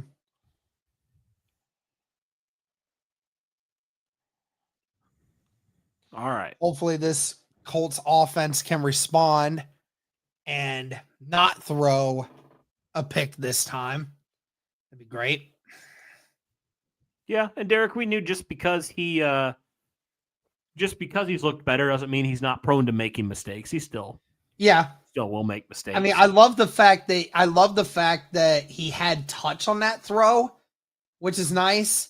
But yeah, that was just one of those where it's like you just shouldn't have thrown that. You know, you shouldn't have tried to throw that. Yeah. And yeah, that's going to happen every once in a while. You know, it's so Deshaun tried to use a spell on that last field goal, man. It didn't work. He said, I didn't use a spell on the first 2, but I tried it on this one and it didn't work. So That's funny. do you watch his full reactions when he gets them up? I watched some of them. Yeah, I'm not Some always of them able are to really catch them. funny, dude. It was funny. I think he killed Blue last one. I don't know if Blue is still alive or not, but he sent Blue to Kingdom Come on that last game, dude. That would be the game to do it. All right. This one will not be returned. 12:49 left in the second quarter. The Patriots have retaken the lead against the Indianapolis Colts. The Colts get another offensive drive going here. I'm not sure what. Okay. They got some weird graphics, man. Basically, we've had a new passing leader ever since 2019 every year. So, all right, well, let's keep it going. Come on. First down and 10. And this time it's going to be a pitch to Jonathan Taylor. Taylor, following his blockers, gets down after a gain of 9. Good start. Good run there. If you're Indy, you got to keep attacking these guys right now. And you know what? Even running to the right side, it's still working well for them. I say keep feeding JT, man, because that's been working all day long so far. Yes, and if that's what's going to help keep Anthony Richardson, from having to throw the football all game, then that's what you got to do. Yeah. Make his life a heck of a lot easier, please. Second down and 1, not second down and 2 like the graphic says on TV. Tight end and receiver on both sides. That'll be a pass here for Richardson. Might be going deep. He is going deep, and it's almost caught by Granson. He tried to one-hand it. What is he doing, dude? I am so tired of Kyle and Granson, man. I don't know what he does. Catch it one-handed, couldn't get a hold of it. Bro, my brother, you cannot catch it two-handed. Why are you trying to catch it one-handed? For real. I mean, that was a good catchable throw by Richardson. It was a contested grab, but Richardson put that on the money. These tight ends, man, they drive me crazy sometimes. 3rd down and 1 now. Hey, listen, if you're going to go for a deep one, you might as well go for it on 2nd and short. True. Oh, and Richardson lost the ball, but it's going to be a hold for him anyway. Richardson with a lead blocker, that's Nelson, and gets pushed out at the 46 of New England. Man, that snap came in really hot and high. Yeah. But Richardson did get it, and he got the 1st down. I'm glad he was able to hold on to that, man, because, woo, that was scary. I don't know if it was actually a bad snap. I think he tried to run before he actually secured it, but he did get to the 47-yard line. A good run there from Richardson. Okay. Great blocking on the outside, too. Yeah, it just seems like they're actually engaging guys this week. Ball is placed at the 48. So the Colts in New England territory. Jonathan Taylor, another run here, brought down at the 44. So that's a gain of 4. Yeah. Every time you're running it, you're getting good yardage, Derek. Good yardage, yes.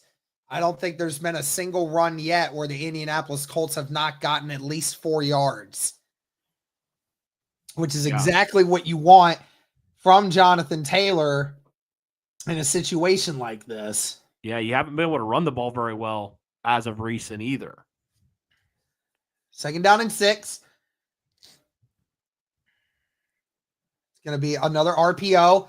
Richardson with time. Richardson stepping up, throwing, and that's interference. Where's the flag? Thank you. There it is.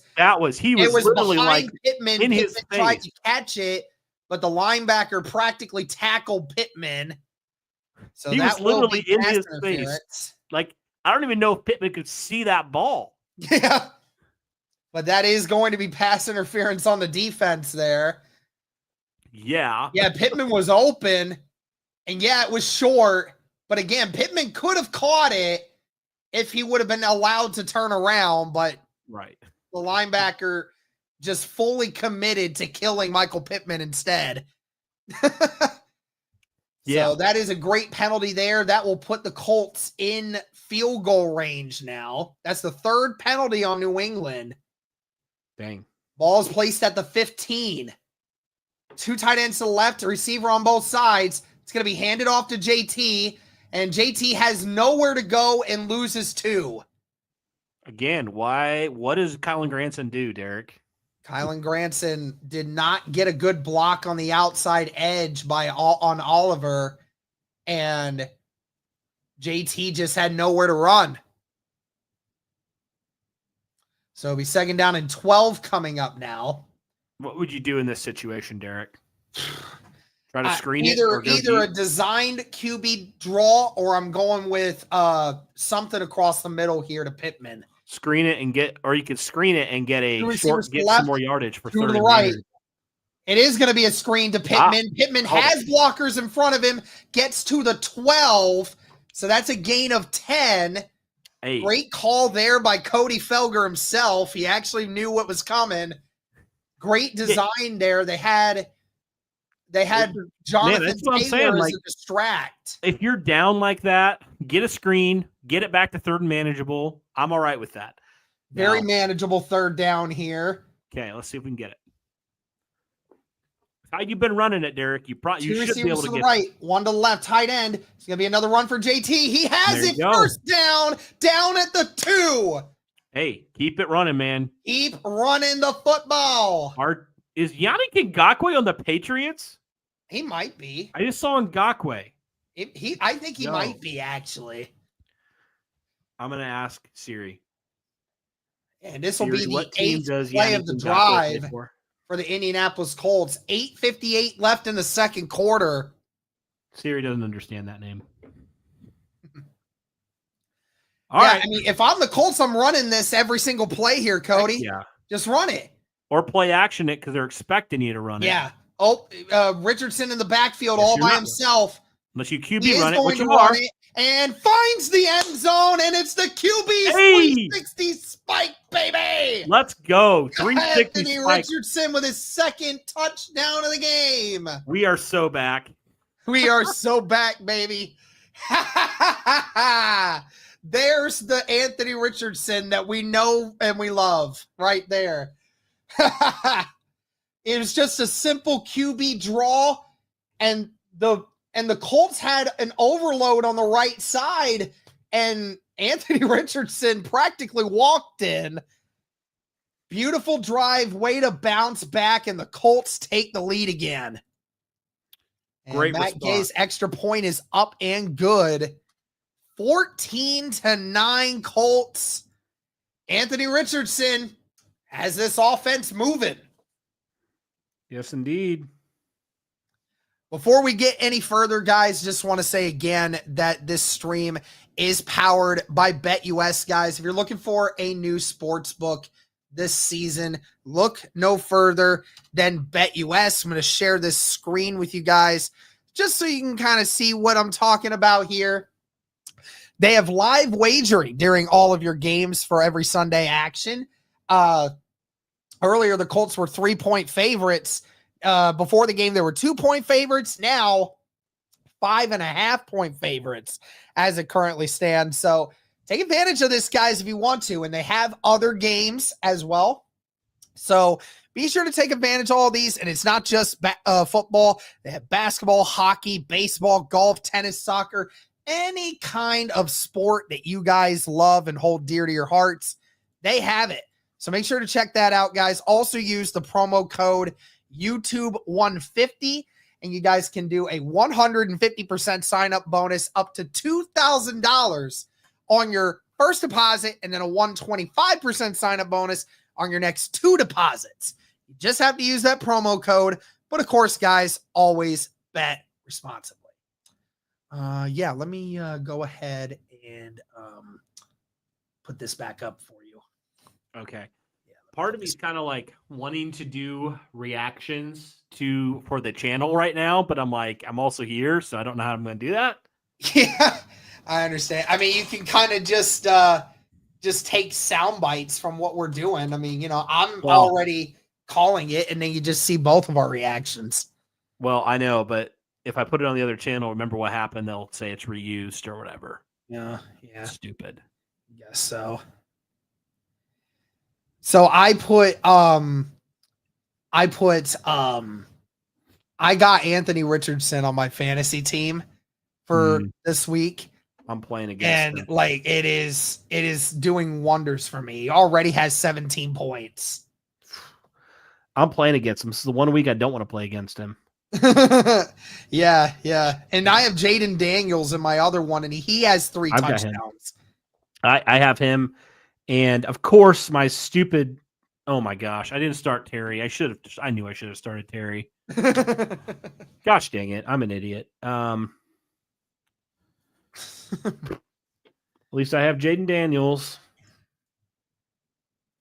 Mark Lewinsky has been playing great. What do you guys think? Well, I mean, it certainly hasn't been bad. I mean, from the entire offensive line, I mean, it's definitely been good so far.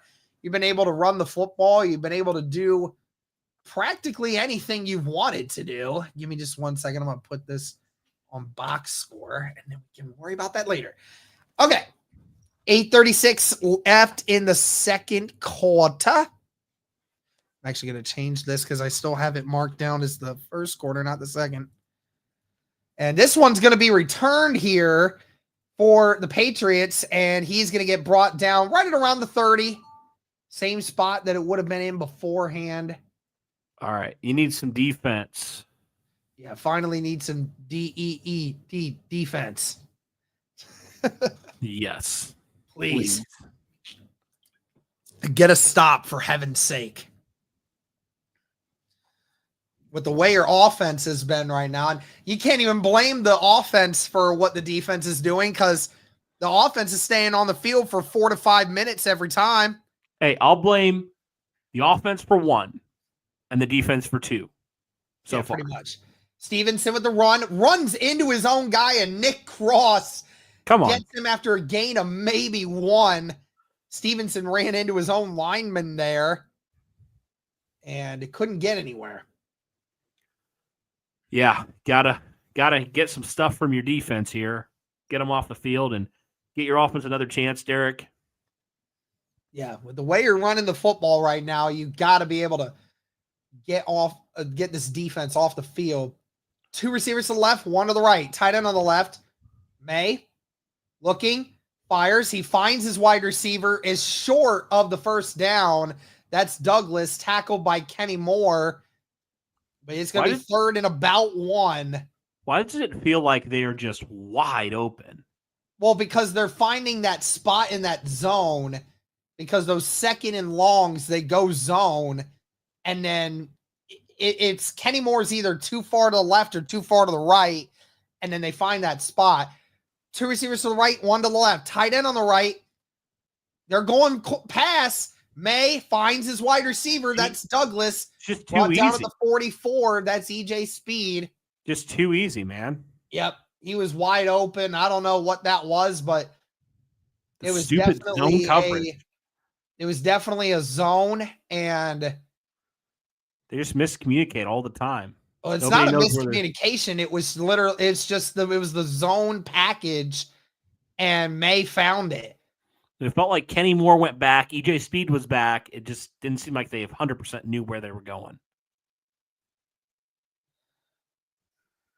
All right. Gonna be another play here. May under pressure just dumps it to Stevenson. Stevenson stays inbounds, goes to the 42-yard line before being pushed out of bounds by Nick Cross.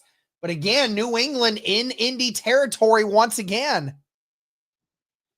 The Indianapolis Colts have failed to keep the New England Patriots out of their side of the field at any point so far to start this first half. It just seems so easy. It seems like any team could just go and do, like, you know, get yardage because guys are just wide open. It's weird. And they're going to run it this time with Gibson. Gibson keeps going, finally tripped up, but falls at the 30. That is a gain of 12, and that is a first down once again. So we now know New England's going to at least get another 3 points. Why can this defense not do anything? I don't understand. It's like every single time. They're not getting off blocks. They're not playing their terrible gap responsibilities by EJ Speed. Derek, do you re-sign him after this year?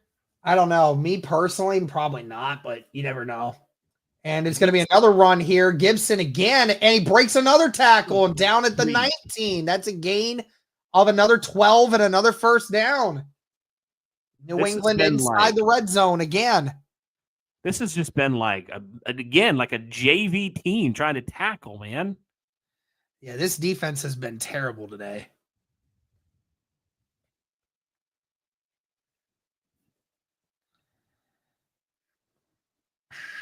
I think this defense needs a serious makeover this offseason, Derek.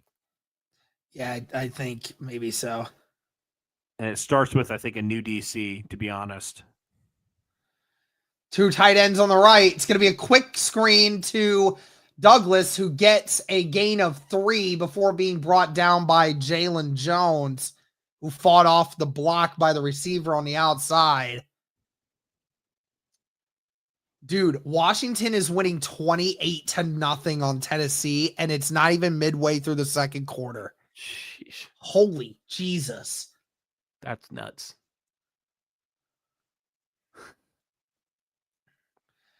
One receiver to the right and left, tight end on both sides. 2nd down and 7. May going towards the end zone. It's caught and touchdown. Austin Hooper. Pathetic. And the New England Patriots have 4 offensive drives and 4 scores offensively.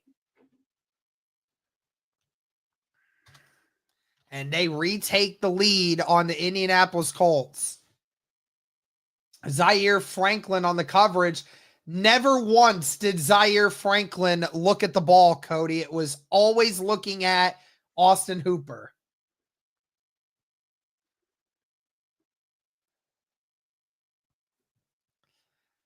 Linebackers are literally the worst in the NFL, Derek. I will keep saying that. They're the worst in the NFL in coverage. They're horrible. Well, Zaire's supposed to be the captain. Scored points on every drive that they have gotten the ball so far. I think you got to remake the entire linebacker room, Derek, to be honest with you.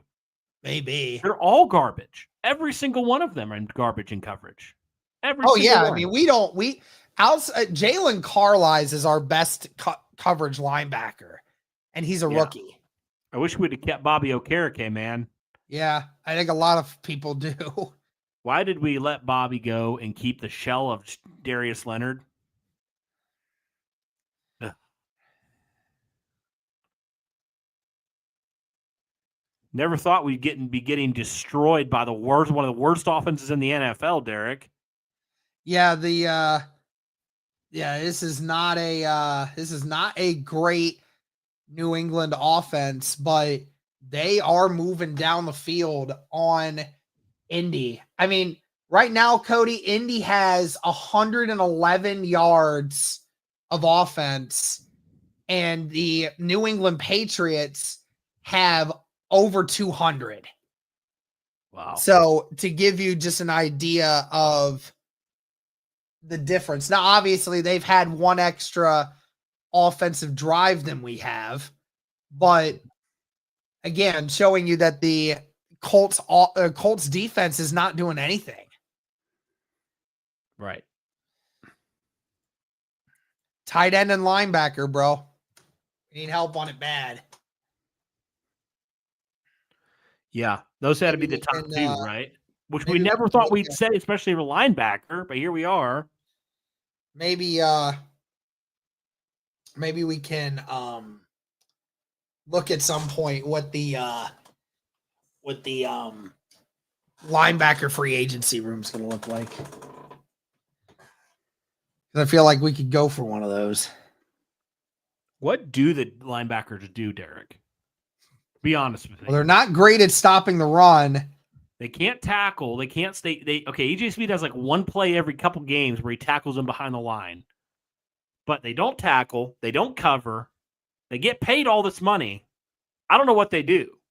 Yeah. This team barely scores 19 points a game, and yet we haven't seen their punter yet. That's pathetic. We haven't seen their punter yet, and they scored 19 points a game. We've given them 16 already. Now, granted, the offense put them in one of those positions. Yeah. But that was only 3, though. Out of their right? That's drives, only 3. Out of their 4 drives, the defense is responsible for 3 of those. Yes. And this one will not be returned. 4 minutes left in the second quarter. Can the Colts maintain a long drive here? Cody, there was Trace Sermon in the backfield there. Trace Sermon was returning a kick return. Weird. I guess if Trace Sermon catches it, then they were just going to down it no matter where it was. Yeah. Interesting. Well, 4 minutes left. Anthony Richardson, 1 interception, but 2 touchdowns already in this game. We see what they can do. Receiver on each side, 2 tight ends on the right, wing formation here. Richardson going to hand it to JT, and it got blown up, and he is down at a loss for 2. Richardson, Cody, is kind of keeping his hands in those pockets until the very last second when it snapped. I don't know how much I like that, but he's trying to keep them hands warm, but he's keeping his hands in that pocket for them ham warmers until the very last second when that ball's hiked. Mm-hmm. Playing a dangerous game there. See what the Colts decide to do here. Richardson gonna play action again. Richardson has nowhere to go. Going deep. Ogletree almost had it. It was a little short. And there's a flag somewhere. I don't know who it's on. It might be on Indy for ineligible man downfield. And it is. Of course it is. Yep. Colts always having some ineligible man downfield all the time. But I'm guessing the Patriots won't take that. Oh, they are going to take it. Okay. And that was Mark Glowinski that time that got hit with that. I'm surprised that they would take that penalty. I'm surprised they wouldn't say on a 3rd and 12, they would rather take their chances than give the Colts one more play to try to. Right. No, they're saying no. They're changing their minds. They are going to say decline the penalty. So it is going to be 3rd and 12. So they said they accepted it and then said it was 2nd down, but then changed their minds and said, no, it's not. We want it to be declined. I swear I hate refs, dude. They don't know how to communicate anything. They don't get held accountable, so it's like it's going to stay the same. 3 receivers to the right, 1 to the left. Taylor in the shotgun with Richardson. Richardson has to step up. Richardson just going to throw it. It's incomplete. Michael Pittman had it. Coverage there by number 28, Alex Austin.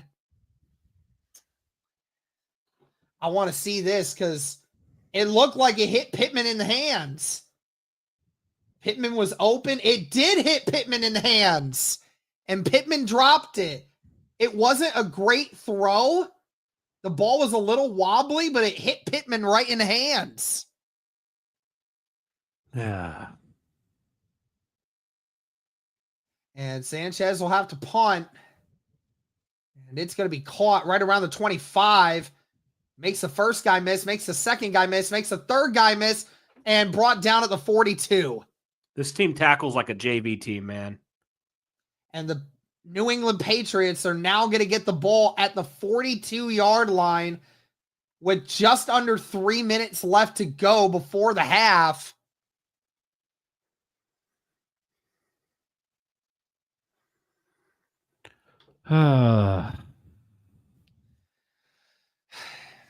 Yes, the Colts will get the ball to start the second half, but I need to rewatch that. Did he catch that, or did the defender just make a good play on the ball there? no, he had it. It hit his hands, dude.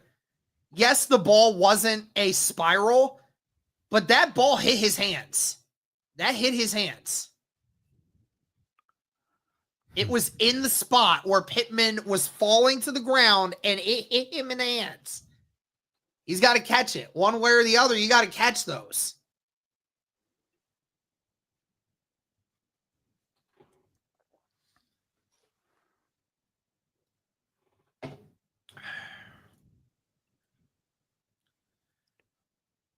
Doesn't matter if the defender got hands on him, and it doesn't matter if it's wobbly. If it hits you in the hands, you got to catch it. That's how it works.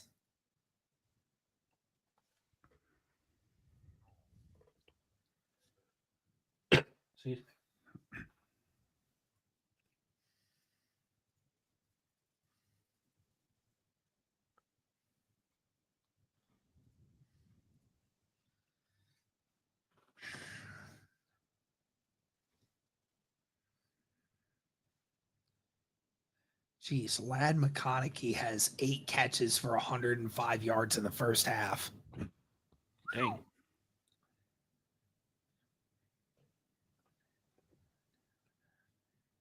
Impressive.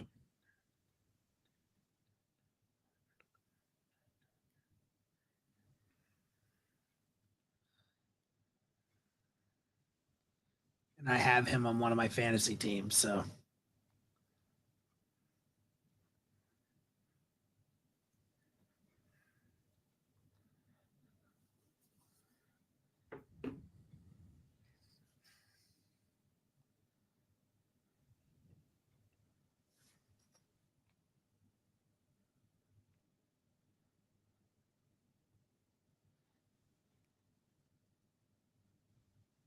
All right.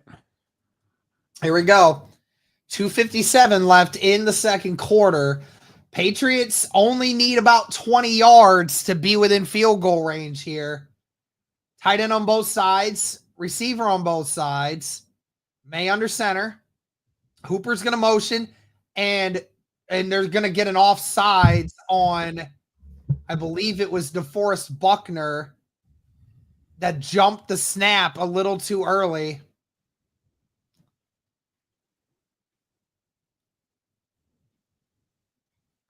Yep. DeForest boy. Buckner's going to get hit with or Grover Stewart is going to get hit with the jump too early. Yeah, he saw that coming. Yep. You know what, Cody? I think that's a bad call. I don't think that was actually offsides at all. I think it was. I don't think it was. He was in the backfield before they even snapped it. No, I don't think he was. I think it was actually a perfectly timed jump. Yeah. Either way, May, incomplete pass thrown behind his intended receiver, which was number 1, Jalen Polk, the rookie out of Washington. All right. Drake May, 12 of 15 this half for 107 yards and a touchdown. Yeah, the defensive line has not done a good job at all getting to him today. I mean, they have 1 sack, right? Yep. They had the They're 1 really sack on the first drive. Other than that, that's it. May going to hand it to Stevenson. Stevenson tripped up at the line of scrimmage. There is a flag, and I think it's going to be a hold on the Patriots again. Okay. And they're going to probably send this one back. Well, good. I'm glad they're actually tackling now. Yep, that's going to be a 10-yard penalty again on the rookie Layden Robinson. Again, having to cover for Cole Strange. Quiddy Pay, the one that got held. Yeah. Great tackle there by EJ to save that. 2nd down and 15 now. Might be I don't think the Patriots are going to run another play here. I think they're probably going to let this go to the 2-minute warning. And we'll see. And they are. All right, so 2-minute warning, 2nd down and 15. Can the Colts get a stop here?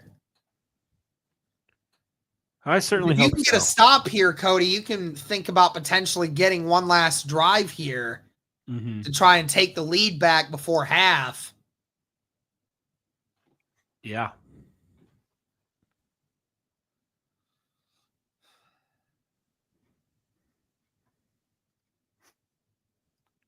Hopefully. So apparently, Aziz Al-Shair, Aziz Al-Shair literally just killed Trevor Lawrence, and Jags fans were throwing objects at him as he was exiting the field from being ejected. Dude, he killed him. Like, I'm not on a slide. He killed him. I need to see it. It's bad. Like, that was bad.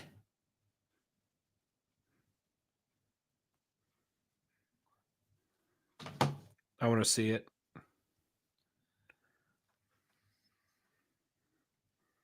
Here we go. Yeah, dude, he got destroyed. Yeah, he got destroyed. Oh my gosh. Yeah. I would imagine Jaguars fans would be angry about that. Yeah. Holy crap. He was sliding too. That's a crazy thing. Yeah, he slid. He was sliding and he just came in full force. Came in full speed, just destroyed his head. I feel bad for Lawrence, dude. He gets destroyed more than most other quarterbacks out there. And a lot of times for no reason. Yeah. All right. It was crazy. He'll be fine for that one, no doubt. Yeah, hopefully he's suspended. That's when I get suspended, honestly. That is the cheapest of cheapest shots right there.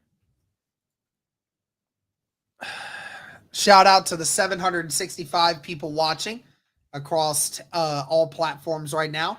If you guys could like the stream wherever you're watching, please subscribe, please comment.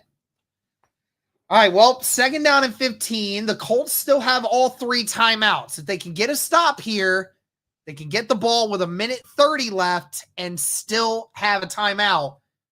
Be a pass here. May across the middle of the field. It's caught and it's a 1st down, a gain of 17. Unreal. Well, I'm not shocked anymore. Yep, not shocked even in the slightest. And New England now with a fresh set of downs in Indy territory once again. And the Patriots hurrying up. Patriots getting rid of it, and he's wide open again. Hunter Henry, oh my gosh, was killed by EJ Speed there. He hit him in the head. I know he did. I'm surprised Henry is still playing. I'm very surprised. Yeah. And that was a gain of 9. Again, Patriots hurrying up, and the Colts just playing cover 4, and the flat is wide open every time, and that's another 1st down. This is too easy. This is terrible. They're playing prevent defense as if and the flat is wide open every time, Cody. Yeah. What defense is this? What kind of defense is this? It's soft, man. I don't understand it. It's like you don't have 5 seconds left. It's 1:16 left. Colts sending pressure and getting it to Stevenson, and Stevenson is hit hard by Nick Cross after a gain of maybe a yard. Hey, at least Nick Cross is coming to play. Yep. Clock's still running. Nobody's calling timeouts yet. Guess Indy's not going to use their timeouts either. They haven't used a Ball's single at the 30. timeout. Colts bringing pressure once again. Drake May under it. Just jump passes, and there's a flag that's thrown. And who is down? Is that DeForest Buckner or is that Grover? I can't tell. There's a hold on the offense. So this is going to be coming back again. But somebody was down. I couldn't tell who it was. It's an Indianapolis Colt player. Another hold on New England. I think it's Buckner. I think that's Buckner. Or it might be Dio. No, I think that might have been Dio, actually. Dio's standing up. Oh. Sure about that? I don't know what happened there. They don't show anything. They got up eventually. Okay. Quiddy, Dio, and I can't tell who that is on the outside, but they only have 3 down linemen right now. Looks like they're sending, EJ. Yeah, they're sending 5. May finds the coverage, and it's a 1st down and more, and brought down at the 11. Derek, why 30. is Quiddy paying coverage? What are we doing? This is embarrassing in so many ways. This is embarrassing on so many levels. Again, this is a team that scores 19 points a game, and they're about to do that in the first half against this Colts defense. Maybe even more. Because Drake May is finding all of the sweet spots in our zone coverage, and then nobody tackles afterwards. The problem is, too, Cody, is when you blitz, you're supposed to be playing man. You're not supposed to play zone when you're blitzing. I don't understand why you play zone when you're blitzing. You're supposed to be playing man coverage. And I don't understand why we're not doing that. 2 receivers to the left, 1 to the right, tight end to the right. It's going to be a run for Stevenson, who gets a yard, but brought down after a gain of 1. You know they're going to score. This defense can't stop anything. And a timeout is called. I think New England calls one.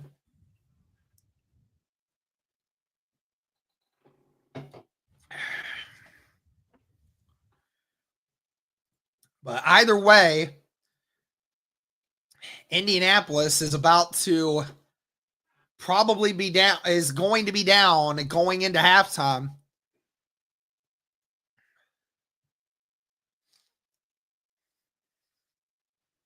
Again, Colts offense, not the problem. It's the Colts defense right now. 5 drives and 5 scores. Most likely. You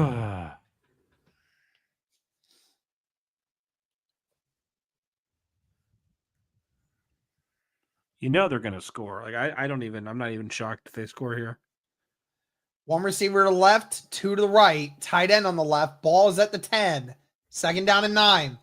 So be another run for Stevenson, who gets to the 6. Brought down finally by Zaire Franklin, but after a gain of 6, so he's down at the 4.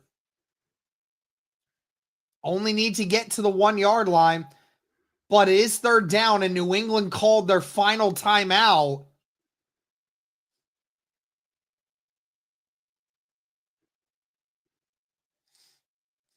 So I got to imagine they're going to be passing this to go for the end zone.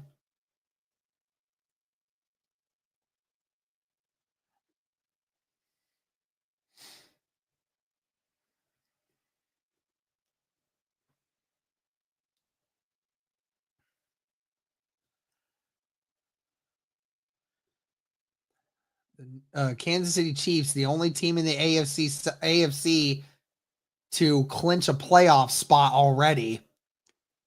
Third down and 3 coming up. 27 seconds left. And timeout called by Shane Steichen this time. Derek, have we reached that point with – we'll see what happens here, but I'll save my comment for if they score here.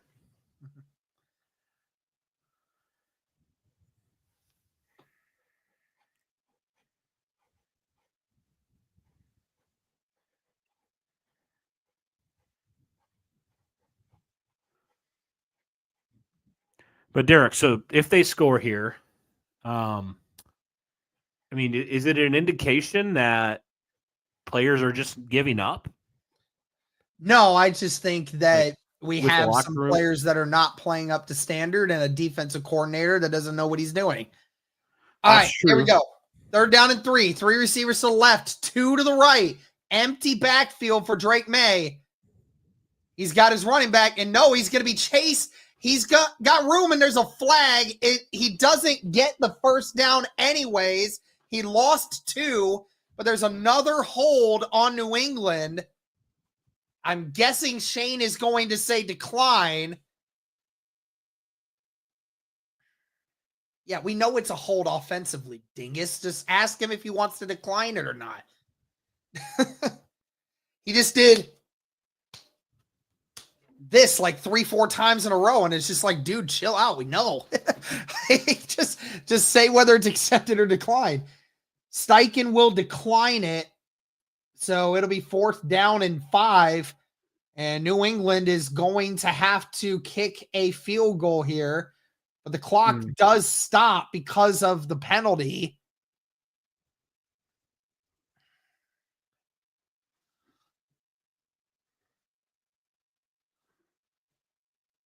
$25-yard attempt. So it's actually a good thing for New England that they got the penalty because the clock stopped and that allowed them to get this extra field goal. And he missed. He missed. He went left. Oh, my God. He went left. Wow. It was perfect all first half, and he missed the closest one he's had yet. How in the world? I don't know. He just kept this left. I can't believe it.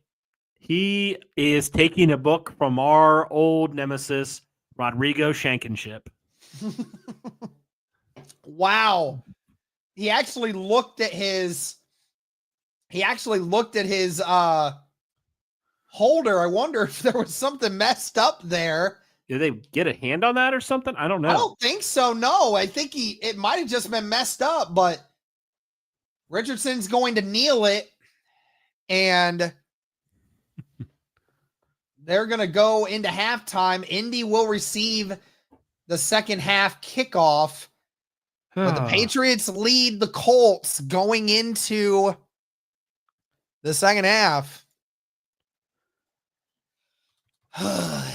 All right, Cody. I'll be back in 60 seconds. I'm going to use the restroom real quick, but I'll be right back. Okay. Shout out to everybody who is in here right now. Colts down by 2 to the worst offense in the NFL. Yeah, guys, I'm going to pull this up, all the stats here real fast. But definitely a game that's been very embarrassing, especially from the defensive side of things. Somehow, New England only has 16. It feels like they should have about 30 at this point with how bad your defense has played. It's been rough, man. It's been rough. The Colts defense has just not looked good at all today. You look at all the drives that New England has scored on. They've scored 1 touchdown and just a multitude of field goals at this point, 2 field goals and a touchdown. And honestly, I blame the defense for pretty much every single drive outside of one. And that was the interception, the tip pass, that happened there. But other than that, the defense has just not played well. They haven't tackled well. They haven't really got after the quarterback super well. And there's been some blown coverages. There's been some miscommunications. The scheme has been very much picked apart today. Derek, it's been kind of rough for this defense. Despite the fact that you're only allowed 16, it feels like you should have allowed about 30 at this point with how bad your defense has played. Yes. It's been poor, Derek, from pretty much every aspect. I mean, you allowed, Cody, almost 300 yards of offense in the first half. That's probably probably more than New England has on most full games. Yeah, it's basically what New England typically does for most of their games. They did in one half against us, and that's very sad. It is. Defense is playing terribly. You're allowing Drake May to just dissect you right now, and and amazingly enough, Cody, it's incredible too, because the amount of penalties that New England has had on them. Remember, they had 5 penalties on them in the first half and multiple holds. So, I mean, if it weren't for those called, this would be much, much worse. Yes. Because most of those holds happened inside the red zone when New England had already found their way down into there. Mm-hmm. So this is it's been a very bad performance by the defense. You're allowing Drake May to complete 85% of his passes, and you have allowed 124 yards rushing. New England is averaging 9 yards a carry right now, Cody. 9 yards a carry. That's insane. And That's so, insane. And Derek, I mean, they're dominating you in terms of time of possession right now. It's because your defense can't get off the field, man. Yeah. Your defense is on the field so long.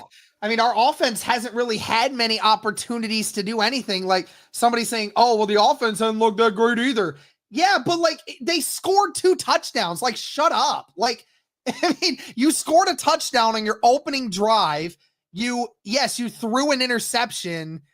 You threw an interception on the second drive, but then the next drive you score a touchdown right after that.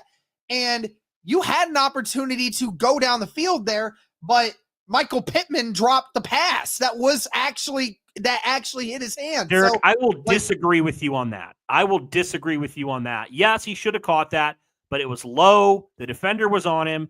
I get what you're saying, but I kind of disagree there. We don't have to agree on that. That's fine. I understand, but I don't put that on Pitt. I put that on a little bit low, defender making a good play. The more I looked at that, I'm like, yeah, Pitt should have caught. I mean, yeah. You want every receiver to catch every pass. That's a tough one, though. So it's a tough one, but reserve currency says it best. Like, this defense is not giving the offense enough opportunities. This is absolutely right. Because, Cody, I mean, think about it. How many games this year do we watch this team go and let offenses continuously go down the field, right? Like, this team doesn't create turnovers. It doesn't create turnovers. So Indy doesn't get the ball in the opponent's territory like the other team does to us every once in a while. Anthony Richardson doesn't get those opportunities, or, we don't get stops right away and get the ball at the 30, 40-yard line on occasions, right? Or, or the offense doesn't get one more drive in the first half or second half because the defense allows the opponent's offense to take 5 or 6 minutes off the clock every time and go down the field. And yes, you may stop them from getting touchdowns, but if every drive the opponent keeps going down 50 or 60 yards on you every single time and taking 6 minutes off the clock every time when you're doing it, you're limiting the offensive abilities for the Indianapolis Colts because you're not getting the ball to them more frequently. Right, exactly. And yeah, the offense has not been perfect today. Far from it, Derek. I mean, they've had some self-inflicted things. I can't speak, apparently. They in that last drive, you had the ineligible guy down the field. You know, you had that first play that kind of blew up. So it really was not a great start to that. And then you kind of had that tough, potential catch there on third down. But I don't think the offense has been the big issue, Derek. The interception was big. Don't get me wrong. Yeah. The interception was important. And that he probably shouldn't have thrown that. But again, like if you want me to assign blame right now on the biggest issues, I think the defense gets the majority of the blame right now. Because you mentioned it, 9 yards a carry. I mean, that's unacceptable. And New England can just do whatever they want. Derek, it honestly felt like it just felt like a team that, and this is just crazy to think about this, but that's what I expected Detroit to do to you. That's honestly what I expected Detroit to do to you, not what I expected New England to do to you. So that's concerning to me right there, that it just seems like it's too easy for them. Just way too easy. I just don't understand it. And I just do feel like, Derek, the linebackers for the Colts, they're bad. I'm going to just call it what it is. They're probably the worst unit in the league when it comes to coverage. Now, they make a few plays in the run game, but they still aren't great in that department. Yep. And when it comes to, overall, just looking at the number of plays, Cody, again, we can say whatever we want, but Anthony Richardson only threw the ball 8 times, right? And the Colts ran the ball 14 times in that first half. They only got 22 offensive plays in the first half, Cody, in comparison to the 34 plays that the New England Patriots ran. So they got 12 more plays than we did. That's a whole drive and a half's worth of more plays than what we did. And honestly, if you want to take into account the holds as well as plays, you could probably say there's about 4 or 5 more plays that New England had that versus us having. So again, New England had the ball for almost double the amount of plays that we did in that first half. So again, it comes down to the Indianapolis Colts don't get the same number of opportunities the offense doesn't as the defense does, because the defense allows for these offenses to continuously just drive down the field and they never get off the field quickly. Right. The one time they did in the first half against the Jets, and we saw what was happening, right? That's the situation you need to do. Yeah, if your defense gets off the field even one other time, you have another opportunity on offense. But your defense just should not get off the field, Derek, until they're down at field goal range. So, you're talking about multiple drives of a lot of time off the clock. And like you said, the time of possession tells all. New England's had the ball almost double the amount that the Colts have. And yeah, the offense needs to stay on the field a little bit more, but the defense is not getting off the field.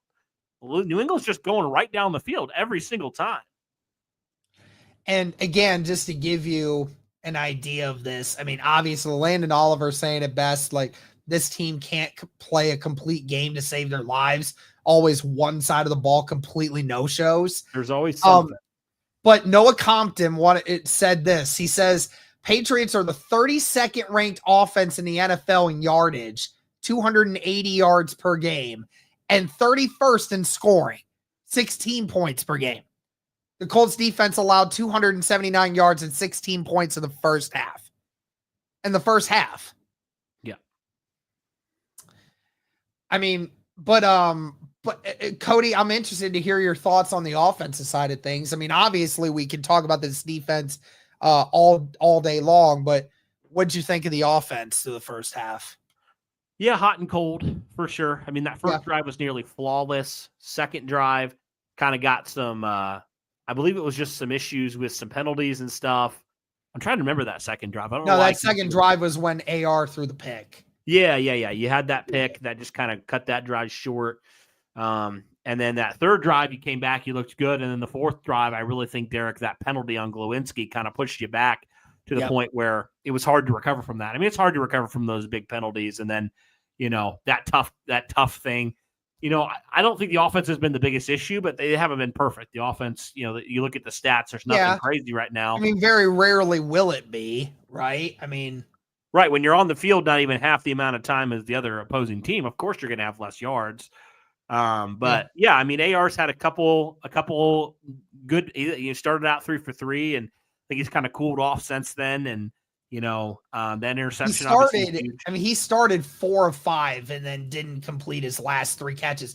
I mean, I don't know, Cody, because he's 4 of 8. I mean, 1 or 2 plays might have gone a different way had, certain things happen. But I mean, again, Anthony Richardson has only had 4 opportunities to make something happen. You had the drop made something happen on 2 of those drives. And you had the drop by Granson, so that's one right there. Yeah, drop by Granson that was there. 5 of 8, right there. And then obviously the one that he was looking to Ogletree, I think, was the downfield guy. So that was so that one didn't count. And then you had the Pittman one. That got called for a penalty. So the Pittman one wasn't a penalty. Well, right. Then the Pittman one that could have been 50-50 either way. Yeah, and that's just a good play by the defender there. So, say what you want about that, but it happens. Really, Derek, the only bad throw, I think, is that interception. And that was just a bad decision. And that was a great play by the linebacker, too. Again, Richardson shouldn't have thrown it, but that was a great play by the defender as well. And someone's saying if the offense is better, no, the defense was bad. Is that a joke? Have you watched this defense? You still would have seen that the defense was bad. Either way, because again, New England gets the same yardage and points per game than what they did in the first half against this team. This defense is getting gashed everywhere. And just because you hadn't used to have Manning doesn't mean the defense shouldn't be held accountable. I don't really understand the argument there. Yeah, even if your offense is elite, doesn't mean that you can't say that your defense is bad. I mean, that's ridiculous. Real quick before this second half commences, guys, just want to say again, this stream is powered by BetUS. If you're looking for a new sports book this season, look no further than BetUS. I'm going to show you guys some of the live wagers going on right now. Right now, the Colts only a 0.5-point favorite for the remainder of this game. Want to take a chance on it? And apparently 24.5-point underdogs right now, Tennessee. Jeez. See who can cover the spread in that one. Lots of great options there, guys. Be sure to check them out. Be sure to use the promo code YouTube150. And then be sure to get started today. But of course, guys, always be responsible. We're going to get back to this game here as Goodson returns it to the 25. Okay. And that is where the Colts will start put it back for this me. drive. I can't see it right now. Oh, yeah. My bad. You're fine. Let me go back to this. Present share screen. There we go. All right. Need a good offensive drive here. The Colts are 2-13 a record when they're losing at halftime. So, again, goes to show you what this team is like. All right, 2 tight end set. It's going to be a toss to JT. Good run here. Gain of 8 there. Hey, yeah, JT's been able to run the ball pretty well today. I think at halftime he was like 4.1 yards per carry. Which, I mean, outside of those last 2 runs where he had got -2 each time, the first 7 runs, I mean, JT was literally doing probably 8 yards a carry almost. Yeah. He's been finding success today. He's had some good success today. Yeah, no doubt. 2 receivers to the right, tight end on both sides. Going to be another run here for JT. JT following his blockers well. Oh, gets tripped up at the 42. Oh, baby. He was Had close. he broken that last one there, Cody, that might have gone the distance. He was close, man. That was a close one. But, I mean, again, Indy has shown in this game, if they can maintain drives, they've gotten good points out of it, Cody. The 2 touchdown drives, over 4 minutes each. Other 3 drives, less than 2 minutes every time. Here we go. AR in the pistol again. Tight end, 2 tight ends settling out there. A receiver on each side. And JT going to run it again. Gets to the 46. It's another gain of 4. Some more positive yardage. Yep. That's always important to me, Derek, is to get some positive yardage on first down. That's what we've seen on the drives they've scored. I feel like about every time on first down, they get at least 4 or 5. Yeah. It's what you need to do. It helps open up the playbook so much more. Yeah. It doesn't put you behind the 8 ball as much, and you can get a little bit more creative on these second downs. And that's what's been their biggest problem is they've been behind the sticks on second down all the time. It's going to be another run for Jonathan Taylor. Taylor down after a gain of 4, and he is 1 yard shy of a first down. But again, Cody, you know, a couple times in the last few weeks, Jonathan Taylor really hasn't been utilized as much. Yeah. Definitely getting a lot more touches in this game. Yeah, keep feeding him, man. Colts hurrying up to the line. It's going to be another run. JT has room and gets about 3, and that's another first down. Yep, keep it going, man. Colts at the 46-yard line of New England now. Yeah.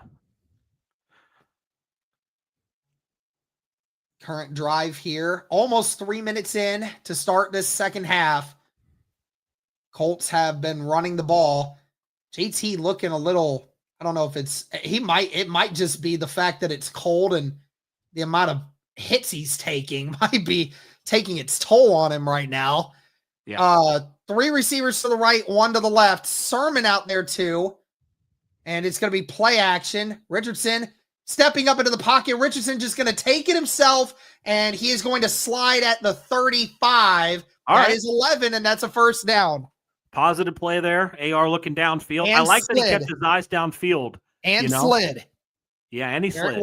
Very wise decision there. He knew he wasn't going to get to the edge before the linebacker got there, but great decision there to just take it and just slide. Don't take that unnecessary hit. Here's the thing, Derek. I think what separates quarterbacks is the ability to look downfield and keep your eyes downfield and run when you need to. And that's what AR did on that one. Tight end on both sides, receiver on both sides. It's going to be play action again. Richardson stepping up, finds Alec Pierce for the first time today down at the 22, and that's a gain of 13.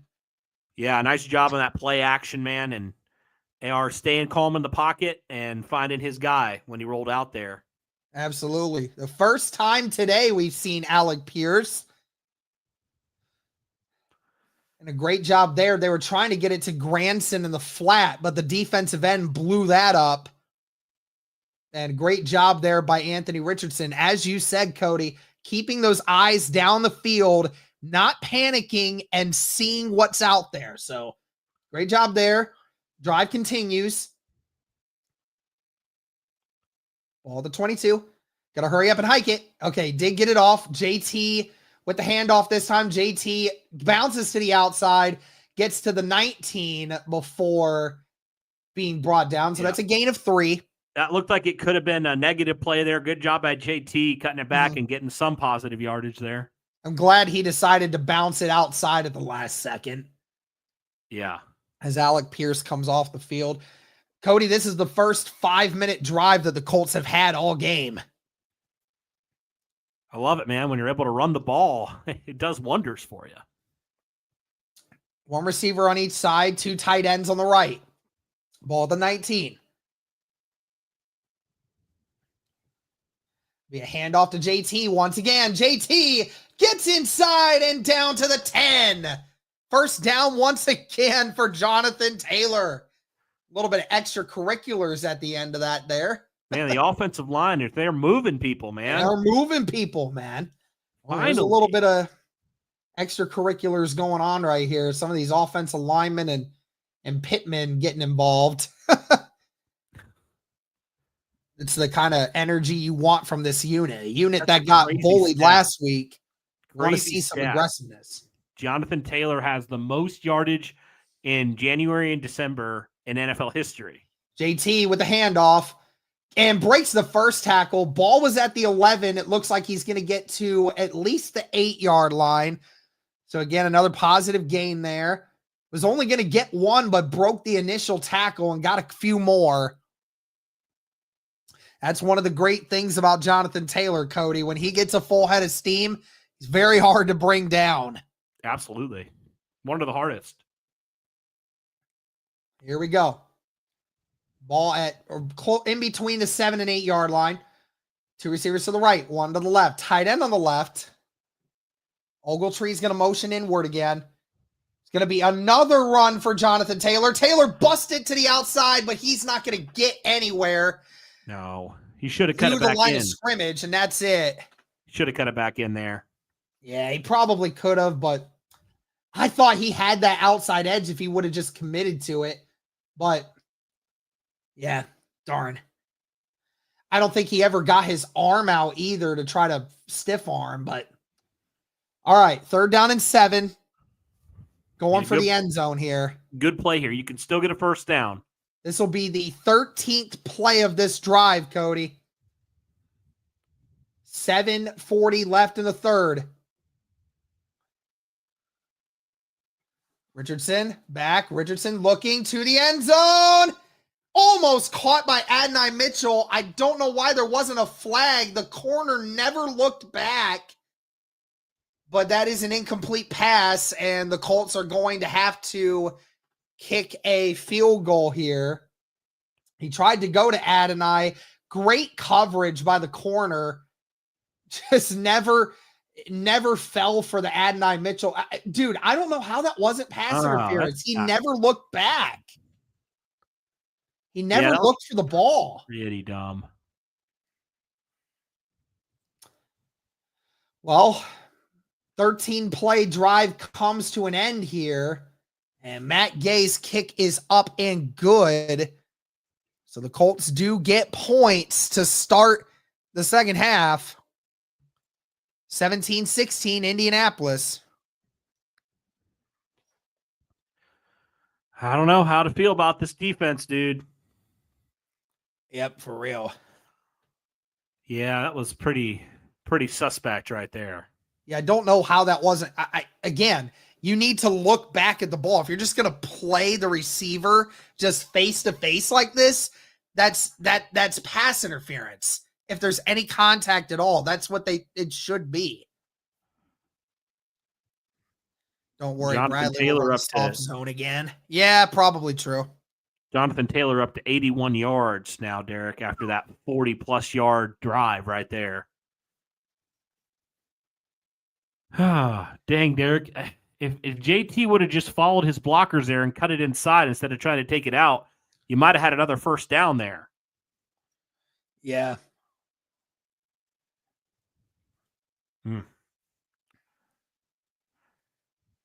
I don't know, Derek. I'm not like the biggest fan of taking a shot to the end zone there because you still can pick up a first down there. Maybe, but I mean, that's hard because it's within 1 yard each way. Like I didn't really care about it. It's just kind of, I don't know. It was obviously he was intending to go to one guy and that one guy wasn't open. So that's the problem. Yeah. Dang, you're really missing Josh Downs. I would love to have Josh Downs right now. And you had to think that was going to play a factor into the Colts offensive game plan today. Who knows if he'll be back for the Denver game? Be really helpful if he was. That would be nice. But yeah, offense is moving okay despite it. Obviously, the Indianapolis Colts being able to run the football as effectively as they have is helping out a lot. Yeah. For sure. But no, Derek, I mean, outside of, the interception and one stalled drive, this offense has been just fine. Yeah, the offense has been fine today. It's not like it's been anything drastic, but it's been fine despite, just how many injuries, the offense has had to deal with, Yeah. But still got a chance. Defense has got to come out and get a stop here. Yeah. I don't know. We can hope. You got to open it up. Anthony Richardson's going to have to make a throw to somebody somewhere. Yeah. Shout out to 809 people watching across all platforms. Please like the stream. Please comment. Please subscribe. Matt Gay's kick will be returnable here. Caught at the 1, and he will be brought down at the 26. Great tackle there by Ronnie Harrison Jr. It's 28-7, Washington over Tennessee at halftime. Wow. That's wild. That is. Never have expected Tennessee's defense to play that badly. Hey, as a Jaden Daniels fantasy owner, I'm okay with that. As a Tennessee Titans defensive holder, I'm not happy about that. That's crazy to expect them to do anything on defense. Yeah, I guess. Stevenson gets maybe a yard, brought down by Grover, Dio, and DeForest Buckner. So the three big boys in the middle get the stuff there. It's a good start. I love it. Cody, I just love watching Grover Stewart play. I love the amount of times that dude just absolutely annihilates whoever he's up against. Right. It's so fun to watch. All right. 3 receivers to the left, tight end on the right, ball at the 27. Receiver motions right. May gonna dump it to his receiver quick, and he is close to a first down. Just pushed so out of bounds by Jalen Jones, but he's gonna be about a yard and a half shy of a first down. They just feel like it's so easy. So easy. I know. It's just it's simple. The two slot guys are doing curls, and then the two guys on the outside are doing out routes, and the out route is always open. Always. They blitz in here. Under center. No, Brissett is under center. And he's going to hand it off to the receiver, and he gets it. He's down at the 41, tackled by Nick Cross. But Jacoby Brissett came in for a play and handed it off to the motioning wide receiver, Zaire Franklin, actually, on the tackle. You want to know why Zaire Franklin has so many tackles? It's because the defense is like this. Mm-hmm. 2 receivers to the right, 1 to the left. Tight end on the right. Now 1 will motion. It's going to be another run here for Gibson, who gets to the 44. That's a gain of 3 before being brought down. Tackle made by Kenny Moore.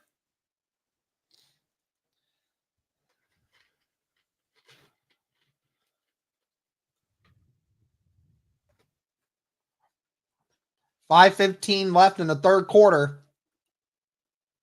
New England on the door of Indy territory once again. 2 receivers to the right, 1 to the left. Tight end on the left. Going to be a run for Gibson. Gets to the outside. Breaks 2 tackles. Still going. Not being brought down. And a gain of 16. And another first down. Defense is pathetic. Gibson broke 5 tackles on that play. I see Gus Bradley made zero changes. I see. Mm-hmm. What a great coach. Gus Bradley has no adjustments. I don't think he understands that word.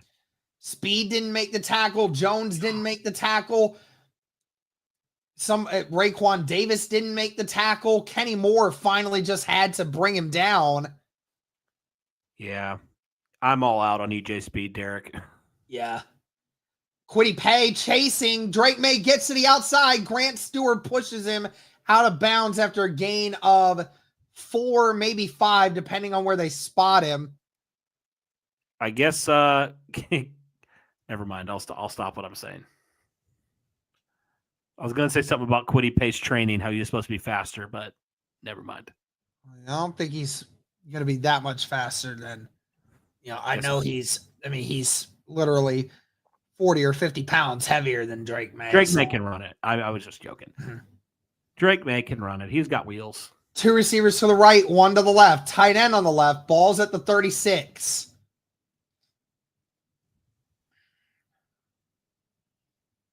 May. Oh, it's incomplete. Thrown behind the receiver. That was to Butte again. Womack came up and almost was intercepted. Thankfully, it was low for New England because that looked like that could have been intercepted if that was any higher. 3:34 left in the third quarter. do I New trust England the in defense? Indy territory. No, I don't really trust the defense. They'll get a first down. I just have a feeling. 3 receivers to the right, 1 to the left. Colts blitzing. They're bringing it. May lets it go, Wide and it's a open. first down caught at the 24. Hunter Henry. I'm not shocked. This defense is the worst in the NFL right now. They've been playing like it And today. another first down. How do they I keep mean, doing it is extremely amazing to see how bad the Colts defense is at everything right now, Cody. Everything. There's Everything. nothing that they're doing good. Nope. I mean, how this is a 1-point ball game, I have no idea. And it's going to be a fake screen. May is going to keep it himself. May gets 7 before being brought down. EJ Speed finally bringing him down, but that's a gain of 7. Every play is like a gain of 6 or 7. Mm-hmm.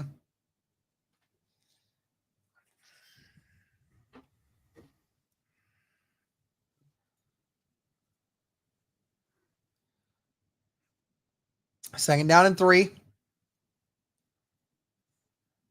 Tight end on both sides, receiver on both sides. Going to be another run here for Stevenson and brought down after a gain of 2, Tyquan Lewis. Third down and maybe less than a yard.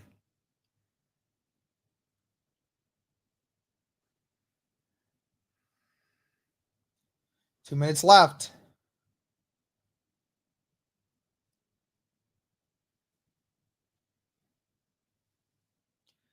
Both teams have been really good on third down today. Ball at the 16. 3rd and 1. It's going to be a pass. Drake May gets the first down. Or no, are they saying he's short? He's very close to the line. Depending on where they spot this ball, it's very close. They may,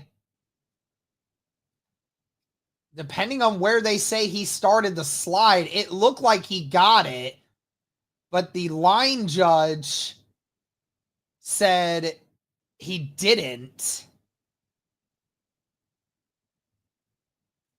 That is very close, one way or the other. He did he not? I thought he got that. I felt like he got it, but they said he is inches away. Really? Yeah, so apparently wherever New What? England is going to challenge this. I'm going to actually restart this just to see if it'll. So they are going to challenge the spot. It definitely looked like he got it. But Where like did he the give weird himself thing up? is, Cody, is like where you think he started diving is the big question here. Because Right.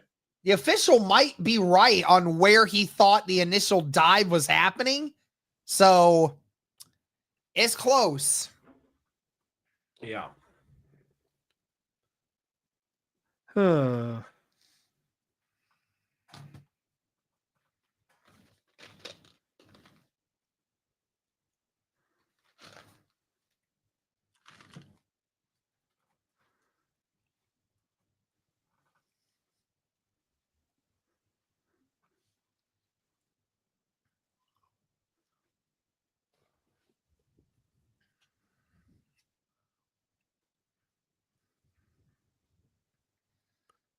I mean, Derek, regardless of if you got it or not, I don't have any faith this defense will make it stop.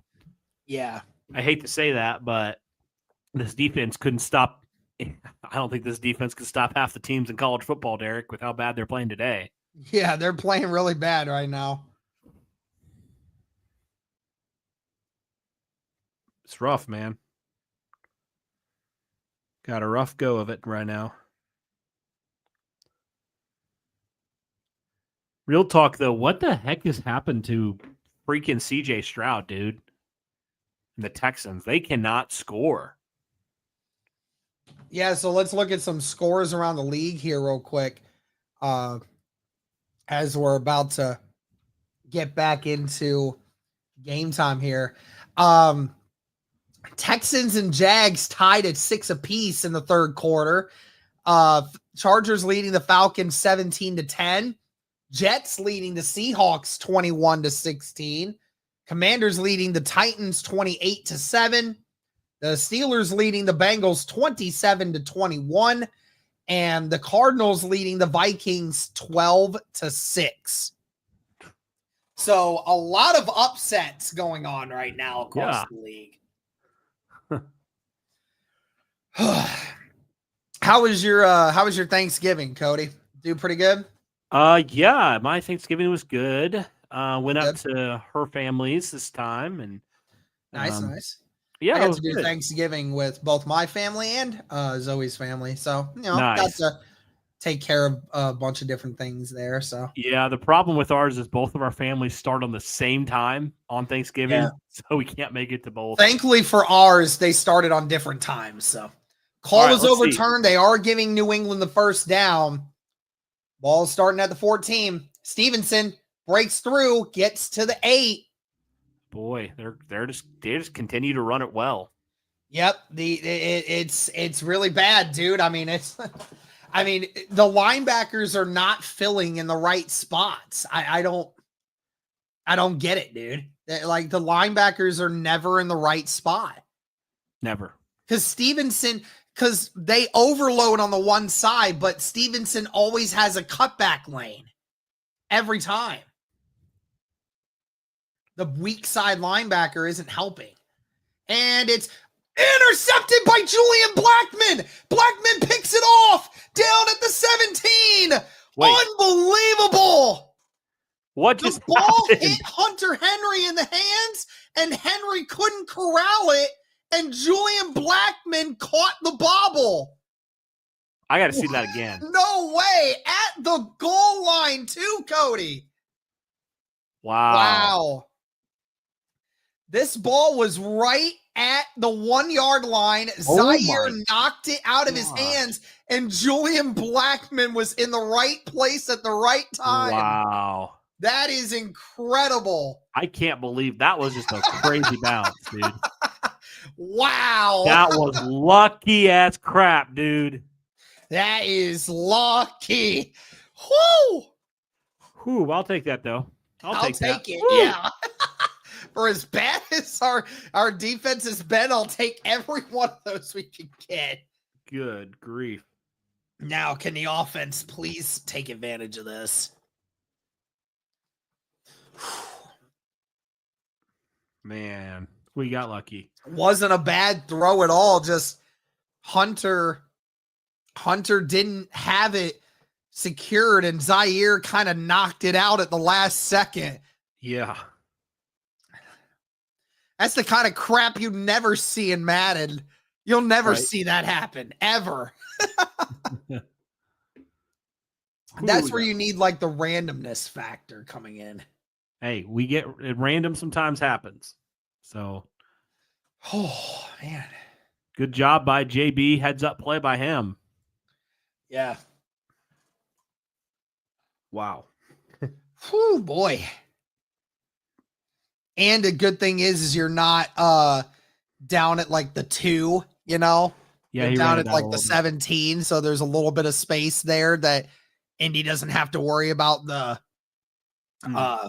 end zone. Yeah, true.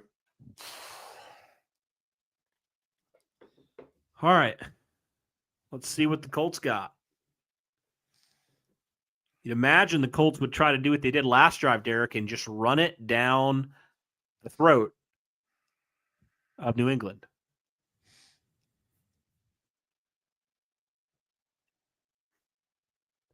Roosevelt Potts. Man.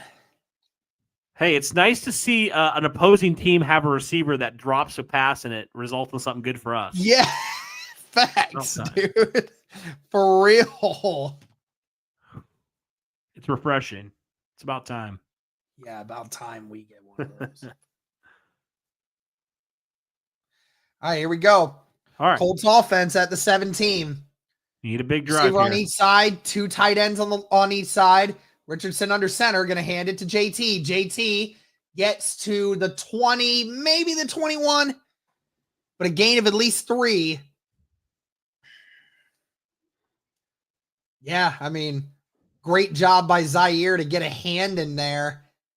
I mean, Hunter would have definitely caught it had Zaire not gotten that hand in there to knock it away. Again, Cody, it's just one of those where it's human. It's the human aspect of it. You know, it's something a computer simulation will never show you because it just doesn't account for that. One last play here before the end of the third quarter. 2 receivers to the right, 1 to the left. Tight end on the left. Richardson gonna throw it. Richardson gonna dump it to Cox. Cox, thank goodness for Cox being tall, because my goodness, that was high. But he does catch it, and that is a gain of at least 4.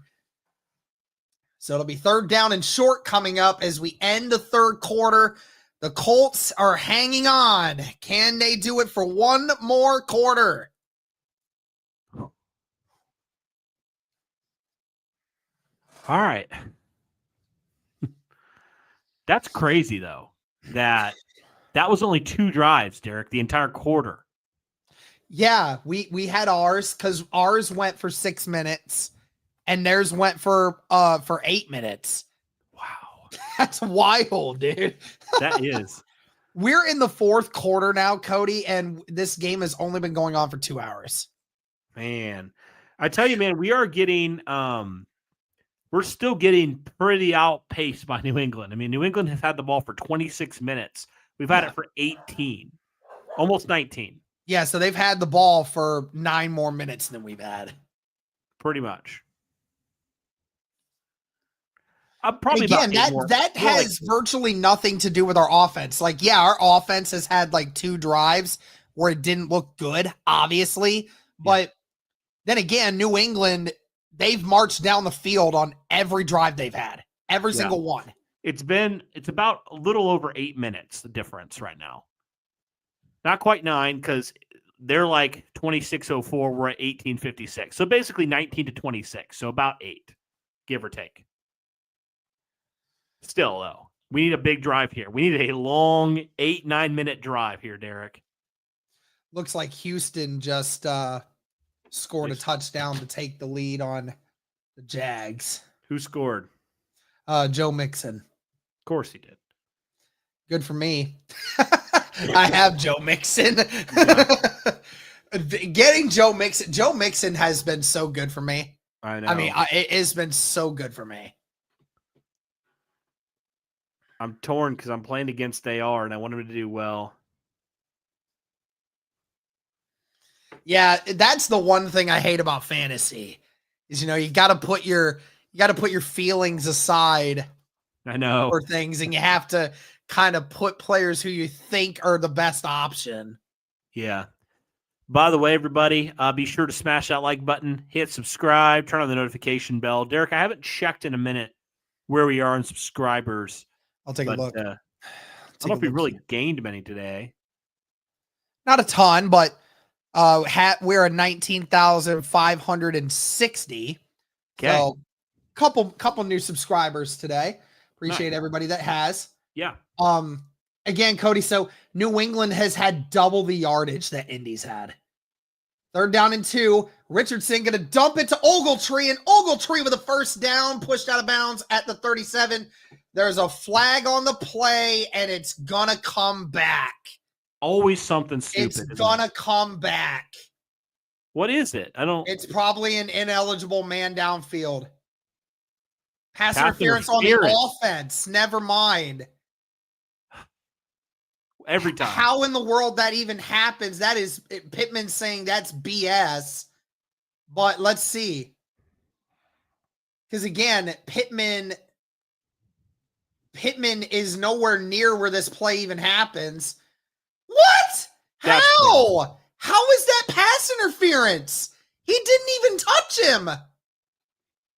And just like that, it's a 3rd and 12, and the Colts drive might get stumped now.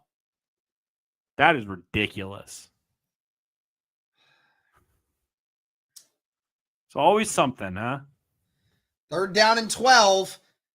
3 receivers to the right, 2 to the left. Richardson in the shotgun all by himself. Richardson has to step up. Richardson looking. Richardson throwing it deep and just overthrows Granson.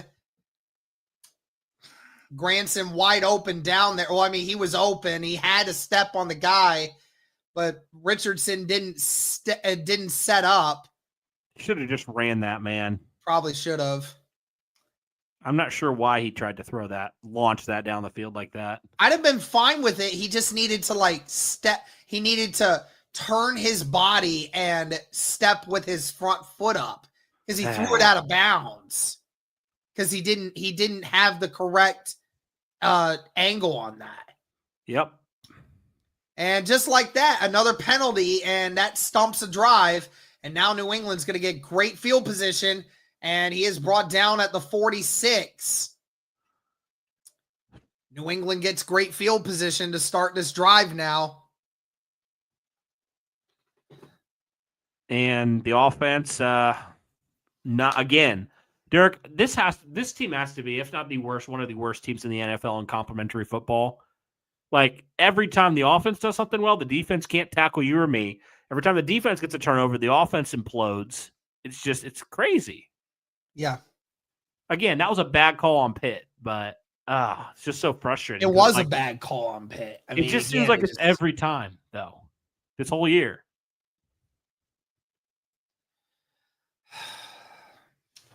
But again, another thing where you just, and I don't even understand. I don't even understand why you needed to try to do that in the first place. Like, Ogletree was going to be open and you only needed 2 yards. Why would you attempt to do something that might get you in trouble? Like, why? Yeah. Because again, Pittman, because the problem is, Cody, is that, again, when these guys do their picks, Cody, it frustrates the hell out of me because when you set a pick as a wide receiver, turn your body to the quarterback. Turn your body to the quarterback. Act like as if you're actually trying to get a pass thrown to you. It will actually look as if you didn't do anything. But instead, when you stand like this and then you try to do this to get out of the way, you're bringing more attention to yourself as a wideout to these officials, and you're telling them, oh, that he may not have actually done it, but he intended to do it. Therefore, that's pass interference. Like, that's what I'm saying. Turn your body to the quarterback and make it look like as if you're not intending to do it. Yeah. I mean,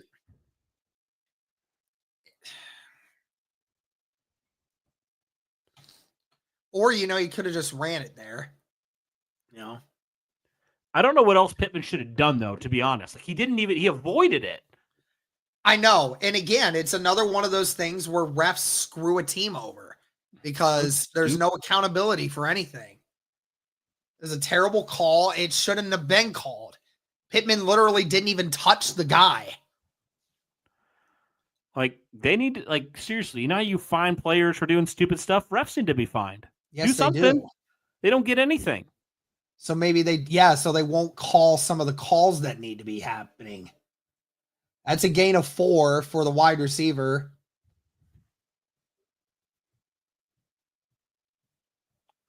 Yeah, and all this, despite the fact that New England has had multiple ridiculous things happen. Mm-hmm. You're still only up by 1. Receiver on each side, tight end on the right, 2 running backs in the backfield. It's going to be a handoff to Stevenson, and Stevenson bullies his way forward and gets the first down. Again, nobody made the tackle. He was hit 4 yards shy of a first down, but nobody brought him down. This is the softest defense I've ever seen, Derek. This defense is so soft. Stevenson averaging over 5 yards a carry right now.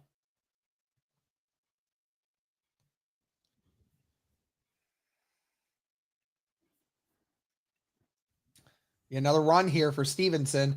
Stevenson loses the football, but they fall on it. Thankfully for them, but that's a no gainer on that one. Dang. Whew, Tyquan Lewis, I think, botched it up. Yeah, Tyquan Lewis knocked it out, but Stevenson fell back on it. It didn't bounce anywhere, unfortunately. And EJ Speed also in there. Didn't quite get a hold of it. 2nd down and 10. 2 receivers to the left, 1 to the right. Tight end on the right. Ball at the 43. May throwing it across the middle, and it's caught. Brought down at the 25. Guess who? Burn again in the middle of the field. It's always the middle of the field. I'm sorry, but why even send Zaire back in coverage? The dude can't cover anything. Yeah, Zaire was not ready for that. Or he was, but he tripped and fell. Over air. All right. Yep.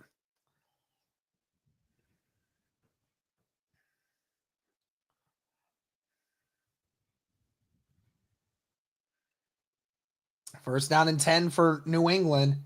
They're going right down the field again. And it's going to be a pass here from May. May under pressure. Nick Cross couldn't get him. And he stays inbounds, gets 5 or 6. Nick Cross had him, but Nick Cross overcommitted and failed to secure the tackle. Oh my gosh, dude. Nobody wants to tackle on this team. Yeah, it's bad, dude. It's bad. Like nobody.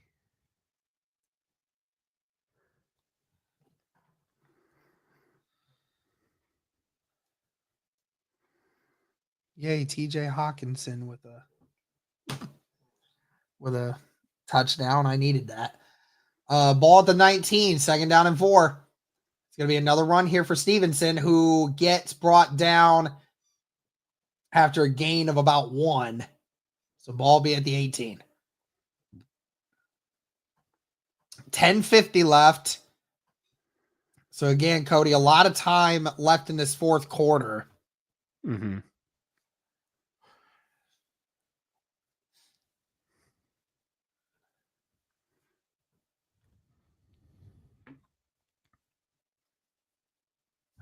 Big 3rd down here. 3rd down and 3. I just know the Colts will make this easy on him. 2 receivers to the left, 2 to the right. Stevenson in the shotgun with May. May outside, and Austin Hooper catches it. It's a simple out route, and it's there every time. Every time, Cody, every time. It's almost comical. The same exact route every single time. It is an out route to the tight end every single time. Every time. Derek, if this was what it takes to get this clown out of town, I'm fine with that. Hey, that rhymed. And Womack got his hand in there right as Hooper caught it, but still was a step behind. Yep. 2 tight ends on the left, receiver on each side. It's going to be another run for Stevenson. Stevenson gets to the 7, maybe the 6, depending on where they spot him.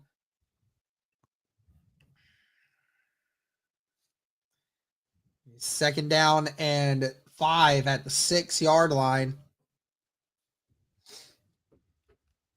And the big difference here too, Cody, New England 41 plays in Indianapolis territory today between the Colts 18. So New England has spent way too much time over here in our territory today. 2 receivers to the right, 1 to the left. Receiver on the right and a tight end on the right. Douglas will motion left. Be another pass. May has time. There's a flag thrown on the opposite side. May finds his receiver in the end zone for a touchdown. We'll see what the flag is. It was thrown shortly after the play was snapped. Might be an illegal formation. Illegal shift on the offense. So that will be coming back. So what would have been a touchdown is coming back because Demario Douglas, I think, was still moving when the play was called.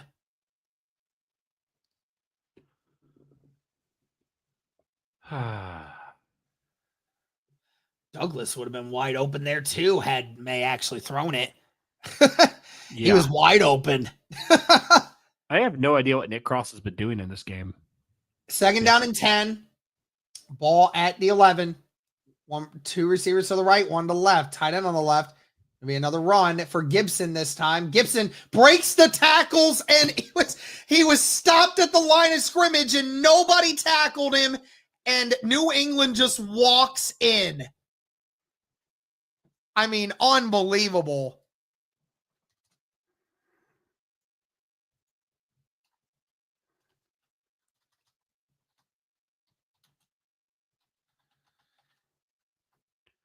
Such a pitiful performance. That is so bad. Derek, we should just call this defense at this point like the softest defense in the NFL. This is the softest defense in the NFL. We have all these captains that talk crap, and they can't stop anything. I mean, to be honest, this defense is horrible. 2-point conversion coming up. Yep, 2-point conversion coming up. It's 5 wideouts here. New England's going to try to get the 2-point to make this a 7-point ball game. Stevenson, and it is caught, and they're saying he was in, and just like that, it is a 7-point ball game and not a 5-point ball game. Good. Maybe we can actually freaking fire some of these clowns running this organization. That's terrible, dude. This is terrible. Awful. Hey, man, I told you, this could be a pivotal game for actually moving forward as this franchise and stop being stuck in this mediocrity of Chris Ballard, Gus Bradley, and the absolute garbage that they brought to this organization. I mean, Jalen Jones completely missed the tackle. And then, he completely missed the tackle. And then Zaire Franklin just completely overshoots the gap. And then Nick Cross wasn't in position, and then he missed it, and then he just walks in. Derek, if this is how we're going to look, lose out. I'm done. Lose out. This team is a joke. If this is the performance we're going to give against the worst offense in the NFL, I don't even care. Get everybody fired. I'm ready to move on.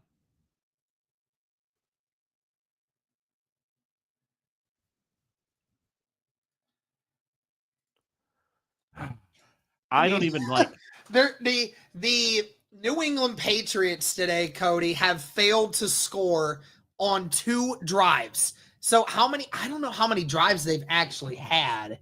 Hold on a second.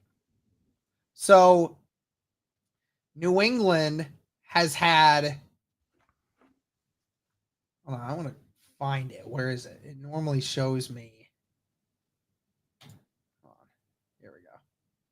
So New England has had 1, 2, 3, 4, 5, 6, 7.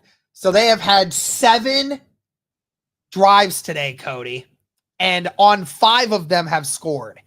The only 2 they didn't, they went all the way down the field, missed a 25-yard field goal, and then, or a 30-yard field goal. And then on another one, they had an interception at the 1-yard line. Yeah. So just to give you an idea of just how bad the defense has been for Indianapolis today. I mean, we need a complete shift on the defense, dude. Honestly, no one's job is safe outside of maybe DeForest Buckner. That might be a it. complete shift on everything. I'm going to be honest. Offense has been all right. Not good, but all right. Pats have punted once. Have Literally. they? New England has not punted the ball once. No. They haven't punted once. They haven't punted once. Yeah. The only times they haven't scored is on a shanked field goal and on that interception, which was lucky as crap, by the way. Yeah, very lucky. But Derek, at this point, with how bad your defense is looking, like, do you try to get value out of DeForest Buckner? I don't know the answer to that. I want to say no, but I don't know what the answer is. I mean, yes, the defensive coordinator is partially at fault for this, but at the same time, like Zaire Franklin even said it, like tackling and stopping the run is a mindset. It has nothing to do with game planning. And I'm like, okay, great. So that just reminds me that you guys obviously don't know what you're doing. Okay, so a return here for Sermon. Sermon almost loses it. That would have just put the cherry on top for me. And gets to the 32-yard line before being brought down. By the way, the Colts have barely had the ball this second half, Derek. This will only be our third possession offensively, and it's midway through the fourth quarter. That's wild. 8:36 left. The Colts have to get a touchdown to tie.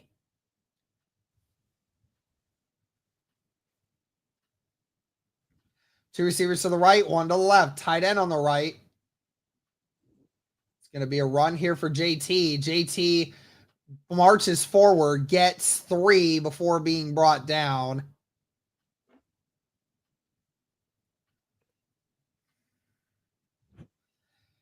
Indian games decided by 8 points or fewer this season. 10 total games.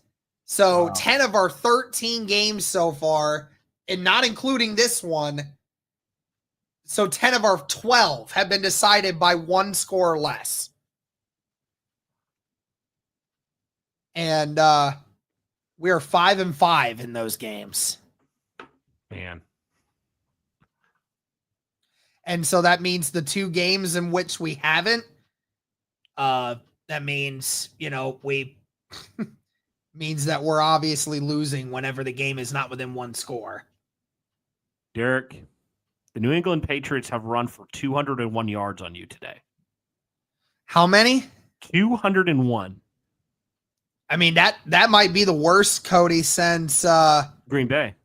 Yeah, since Green Bay, week 2.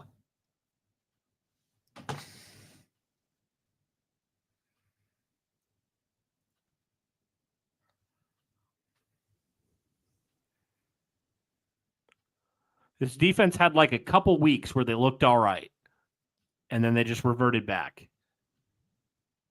Derek or Cody, would you like to see a new GM after the season and a new defensive coordinator? Yes, I think we both would agree. Yes. This is how I do it. If Jim Irsay actually bucks up and stops being plain favorites and stops being friend all buddy with Chris Ballard, if they do, I think I hire the GM, Derek, and I say, you can do whatever you want with this coaching staff. You can let them all go, restart.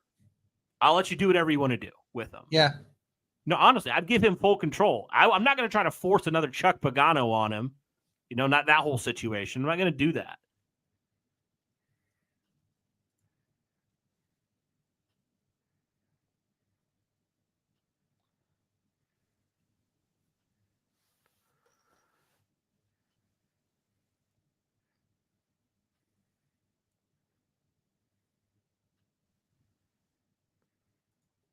Well, I think they said AR just threw another interception, so did he? Be prepared for it. Receiver on each side. RPO. Richardson going across the middle, and it is intercepted. Intended for Alec Pierce. They're saying it is an interception. Shane Steichen is saying that that's going to be an incomplete pass, but they're calling They're calling it an interception, but the Colts offense is staying on the field. Let's see. Yeah, that ball's just behind him.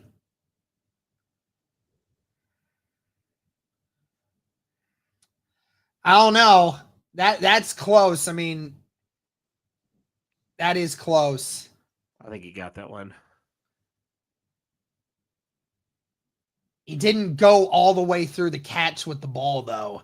He did lose. I don't know what a catch is. Midway through it. I have no idea. I don't know what a catch is. That ball was completely that ball was underthrown, definitely. But great coverage by Christian Gonzalez nonetheless. Again, Anthony Richardson staying out on the field. They're saying it's New England ball, but they might review this.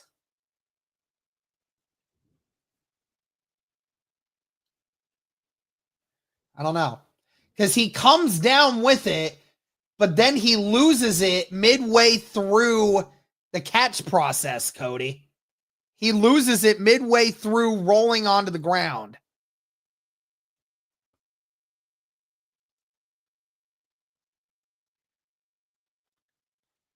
But now they say it will be New England ball. I mean, I don't know if Steichen can try to do anything about it, but No, that was a bad pass. oh Bad yeah, of decision. course it was. Yeah, that was a bad pass. And now Stevenson gets 2 yards. I mean, out of the last 3 games, Derek, this is by far, I would say, AR's worst game. Oh yeah, he's had a 2 poor couple bad decisions. ones today. 2 poor decisions.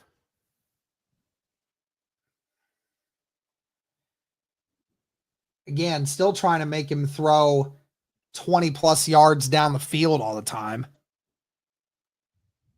Is there nothing underneath that we can just throw to? Like, seriously? Where's the offensive creativity? It's going to be another run here for Stevenson, who loses 3. Brought down by Stewart, Taven Bryan, and Nick Cross.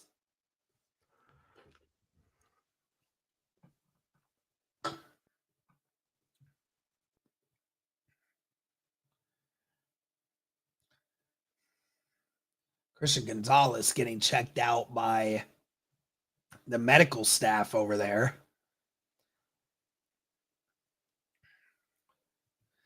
.650 left in the fourth quarter. New England still ahead by a touchdown. 3rd down and 10. May under pressure. May is going to slide down, lose 2, and that is going to be 4th down, and New England's going to have to punt. Okay, so you get another opportunity. This will be the first time all game that New England has punted. Just keep a mark there, Derek. 6.5 minutes left in the fourth quarter, the first time they punted.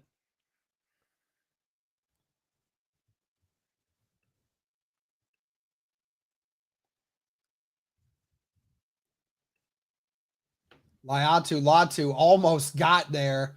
So did Kwity Paye. And, of course, JT's hurt. Shocker. He's always hurt. Is he? Yep.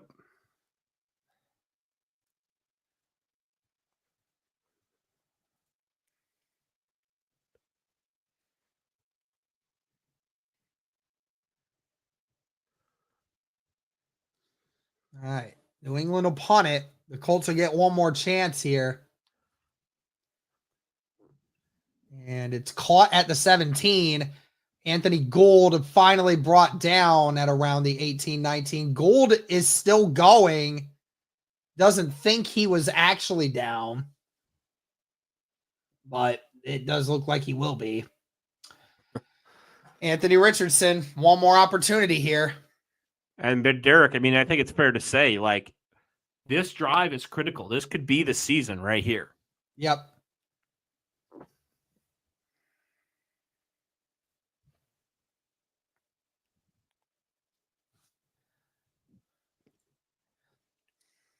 Derek, why is JT? I feel like he's always getting hurt now.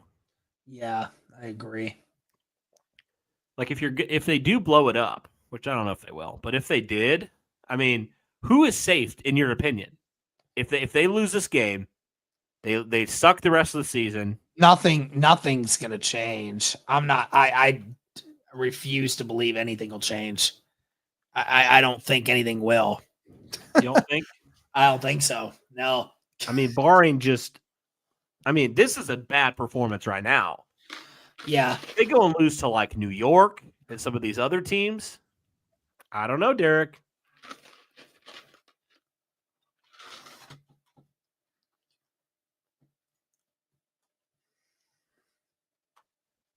It's like a little over 6 minutes left.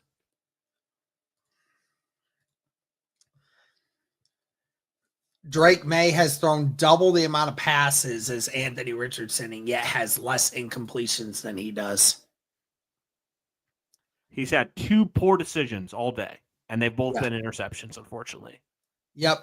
And there's no defending that. Those were bad decisions. I think we both Yeah, of course. But I mean, as far as everything else goes, again, no creativity offensively. No creativity outside of the 2 drives where you scored. And after that, again, when the Patriots have the ball 40% of the time more than you do, then how the heck are you supposed to get into a rhythm? Can't get into a rhythm if you're only getting the ball 3 times in a half. Like, I mean, come on. Yeah, and to be fair, I think since he's come back there, this has been AR's worst performance from a decision-making standpoint and just overall from just a quarterback standpoint. You know, he started off hot. He's had 2 really poor decisions today that I think have just been two critical poor decisions that have really screwed you over. Here we go. 17-24.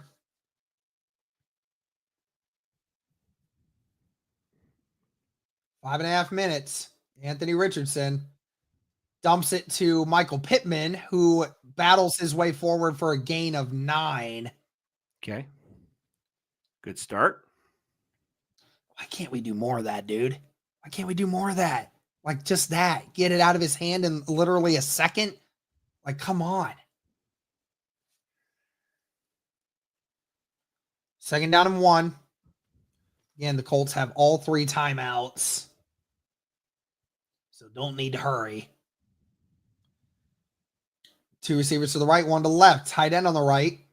Going to be a run here for sure. JT is out there now. JT gets the first down and gets a gain of 3, maybe 4, depending on where they spot him. They eventually blew the play dead. He was still going, man. Yeah, he was still going. I'm surprised they blew it dead like that. Yeah, me too. 4:35 left in the 4th. Indy with the ball just past the 30, I think. Jonathan Taylor touched the ball a lot today. Ball at the 33. Another play action here. Richardson looking, fires downfield, and it's incomplete. It was short. I don't know what that was. Alec Pierce was, well, I mean, he was intending to go to Pierce, but I think he left it short. Yeah. Pierce wasn't open. I think he was originally wanting to go to Pittman, but Pittman, I wished he would have just went to JT. Did he fall? I don't know what made that pass like that. I think he didn't have it. He didn't get set all the way. Threw off his, I think he threw it off his back foot. Dang. 2nd down and 10. 2 tight ends to the left, 2 receivers to the right. We play action once again. Richardson fires across the middle, way over the head of Pittman, way over it. I don't know what he is doing right now. Again, that was covered all the way. It wasn't open. Come on, we got to get a pass completed here, man. I'm not sure what we're doing right now. 3rd down and 10.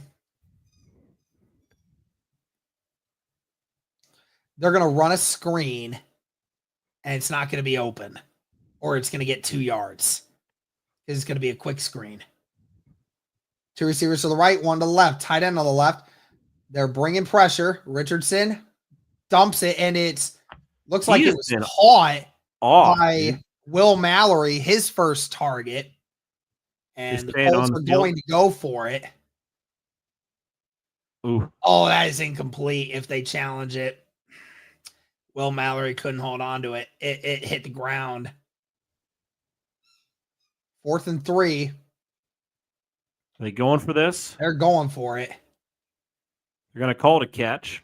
They're calling it a catch. We'll see. Doesn't look like they're worried about challenging it. 3 receivers to the right, 2 tight ends on the left. Are they going to run this? They are going to run it. Never mind. Richardson rolling out to his right. Richardson finds this guy, Mo Cox. He's at the 49 of New England. On the run and makes the big throw. There we go. Whew. That was a big one right there, Cody. I feel like New England's starting to send some extra guys. It feels like it. Maybe they're just getting more pressure. Yeah, they sent 5 there. Jabril Peppers off the edge, where Richardson just finds it right where he needed to. Good job recognizing that. And yeah, great play there. Giving himself Here we go. Time. 2 tight ends to the right, 1 to the left. A receiver on the left. It's going to be another play action. Richardson going deep, and it's incomplete. It was well guarded. It was a good throw, but, I mean, that was great coverage there by the corner. 2nd down and 10. Indianapolis went for it all there. Dang. I mean, that was, again, Cody, it was completely covered. I mean, that was just, it was a good throw. It just was well covered. Man. Oh, that was a good play by that defender there. Oh, yeah. Because if not, he catches that, I think. Yeah, oh, yeah.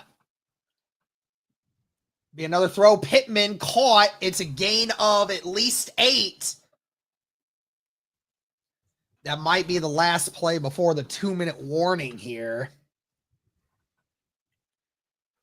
Jaden Daniels, another touchdown.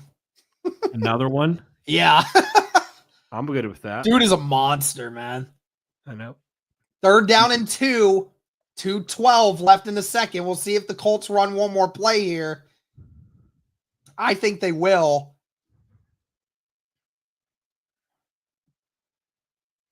They will. Patriots bringing pressure. Richardson throwing it deep. Oh, and it had nice hands, and he dropped it. Unbelievable. It was right in his hands, and I don't know if the defender knocked it out, but it was right there. Dude. Adonai Mitchell had a step. No, it hit him right in the hands, and he didn't secure it. AR's, oh my gosh, dude. Another week where the biggest of moments, AR puts it right where it needs to be, and the receiver doesn't make the play. That was, oh my gosh, dude. Yep, somebody will blame that on AR. Guarantee you. Oh, yeah. Man, that was there. It's terrible.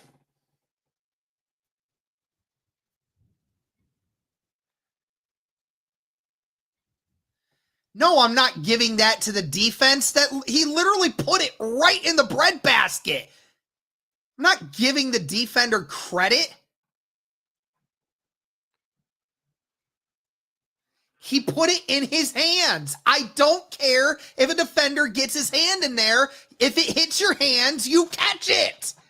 That's how it works. The great John Madden used to say that. You guys know who that is? You better, because a lot of you probably play his game. The game named after him.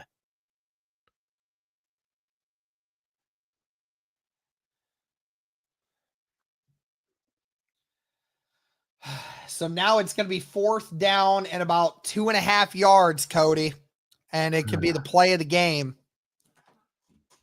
Man, that was a beautiful pass right there, too. Mm-hmm.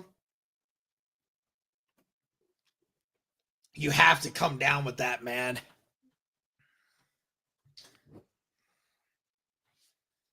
We can't always just say it's a good good play by the defender. Sometimes the receivers got to actually come up and get that thing.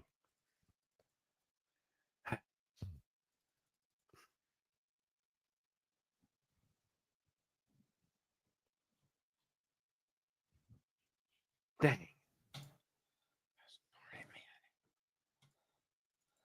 All right. Well, hopefully they get this because it's still very manageable here, Derek. Yep.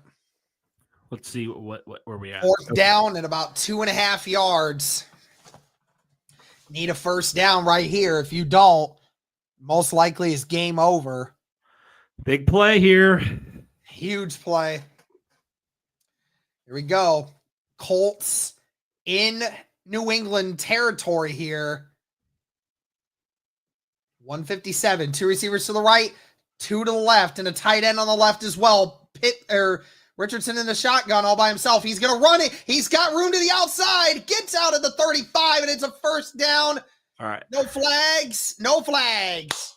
And good. There's a first down, and the clock stops too. Man, those AR runs to the left have really been working, Cody. Pittman, oh my gosh, he blew up the corner on the outside there. Oh my God. Nice hit there. Here we go. Ball to 35. 2 receivers to the left, 2 to the right. JT in the shotgun with AR. AR throwing it deep again. And and Granson dropped it again. It was a diving catch, but he didn't hold on. Again, what does he do? Why is he playing? He is straight up the worst tight end. Where it hit the tight end in the hands. I swear, dude, this tight end room is the worst in the NFL by a wide margin. How? How are you fell an NFL right out player? of his hands. How are you an NFL player and can't catch that ball? Like, he is honestly. AR is so mad, dude. I would be too. You 2 put receivers to the right and 1 to the left, tight end on the left. 147 left to go. They're going to run it with JT. JT gets a yard and is brought down immediately. Yeah, and the Colts don't have to rush. They do have all 3 timeouts.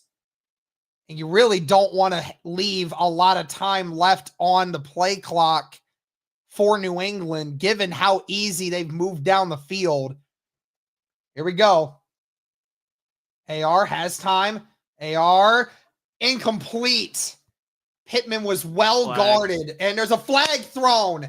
There is a flag thrown, and it's going to be defensive pass interference.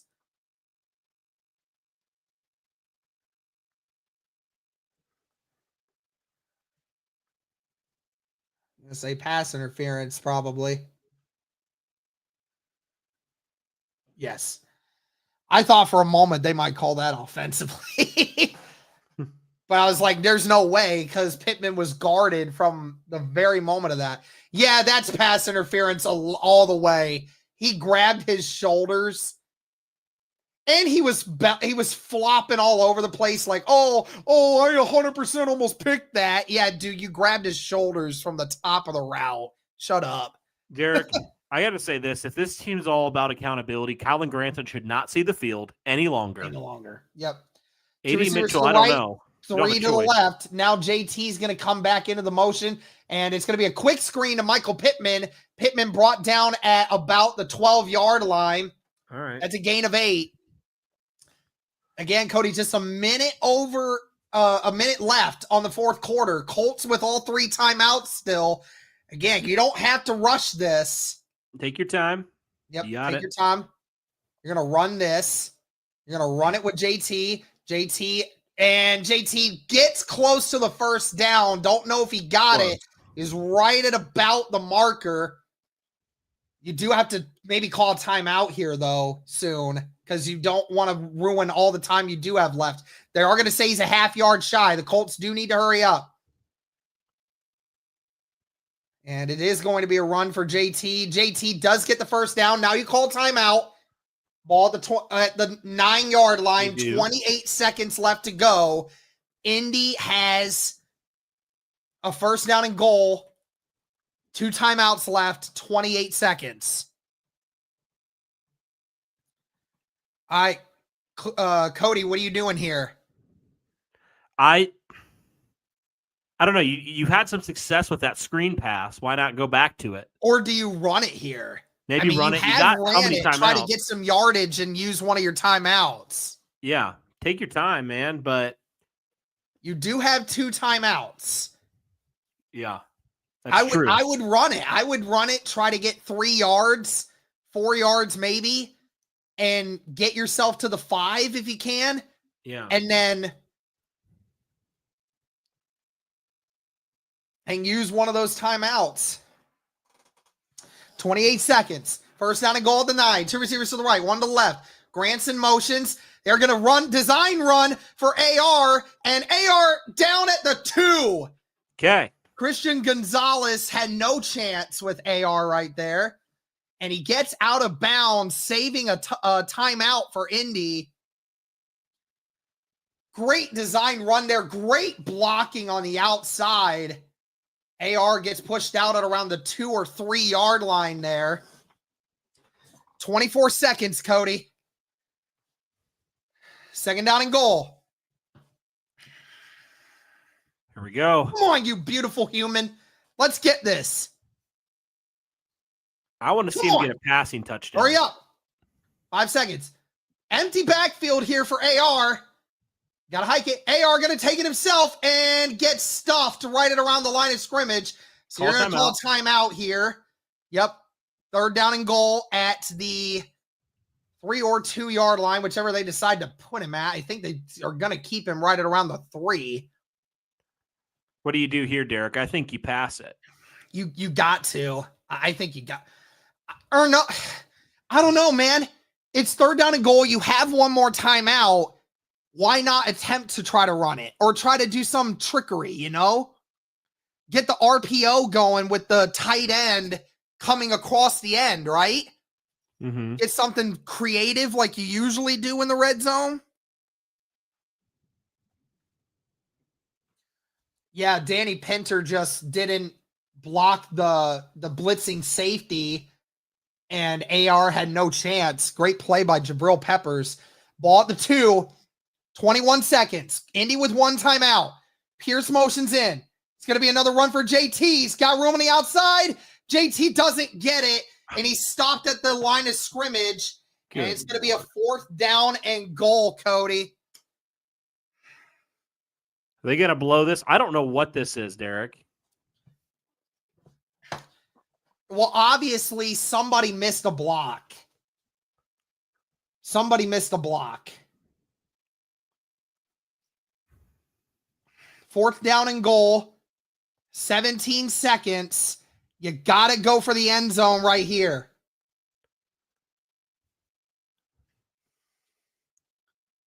Come on. 3 receivers to the right, 1 to the left. And timeout is called. Don't know who called it. New England did.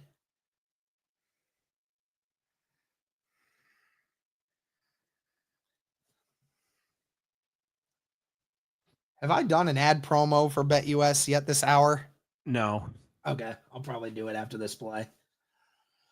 Regardless of a win or lose situation. Yeah, drops. Drops has been a thing today. Who are you looking to here, Derek? I don't know. Probably Pittman, or that might be it. Pittman or Pierce, maybe? Pittman or Pittman or something. I don't know. You got Pittman, Pearson, AD on the top right, Ogletree on the left.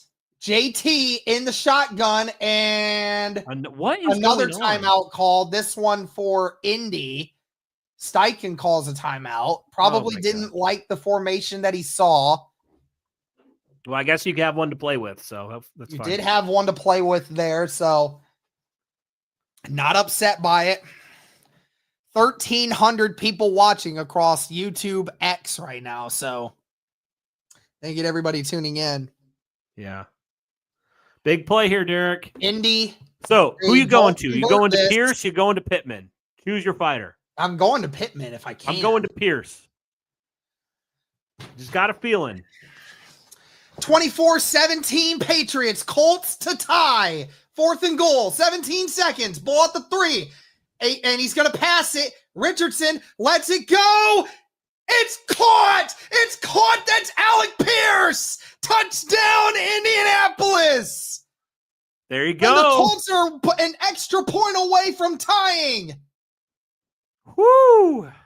Wow. What a play.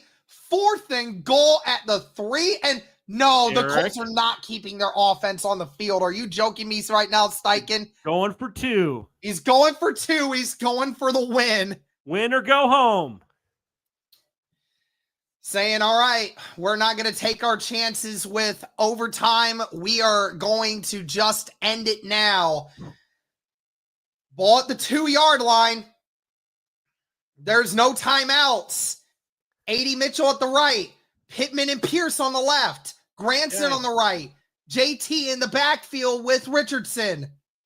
It's going to be a run. Richardson takes it, and Richardson got it. Richardson got it, and the Colts take the lead. Unbelievable. The Colts take a 1-point lead with 12 seconds left to go. Dude. Anthony Richardson.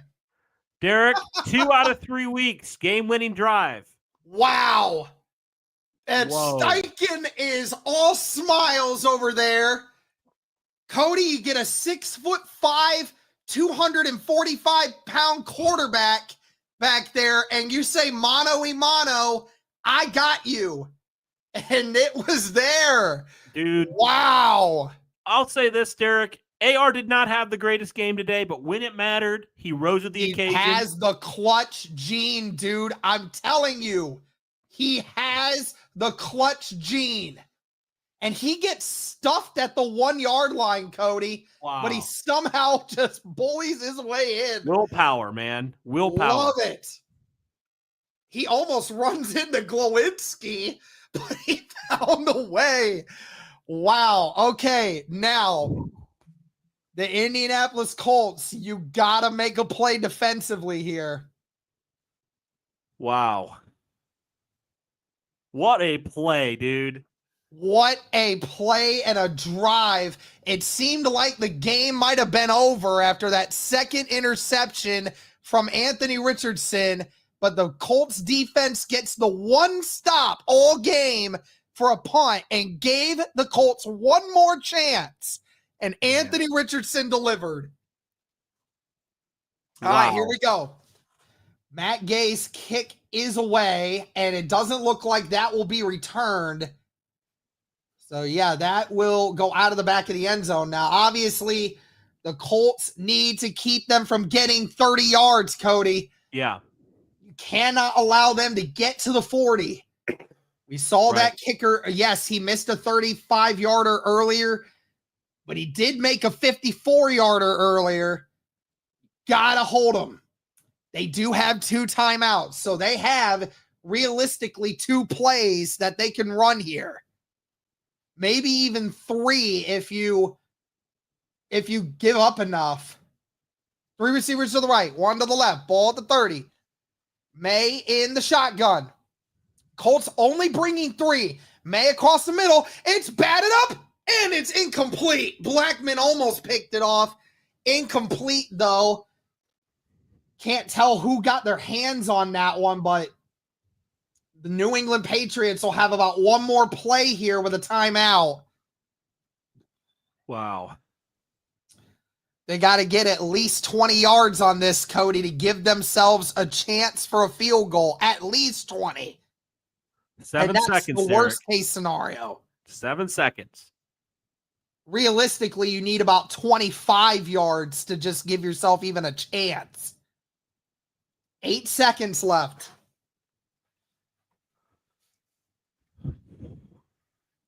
Why are you playing all the way back like that? Delay a game here?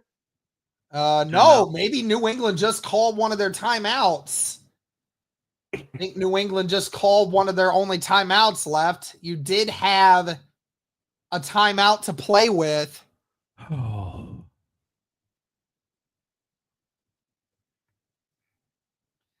And now it's up to 8 seconds. Interesting. Yeah, they moved it up 1 second. Derek, a little bit of a stat thing here.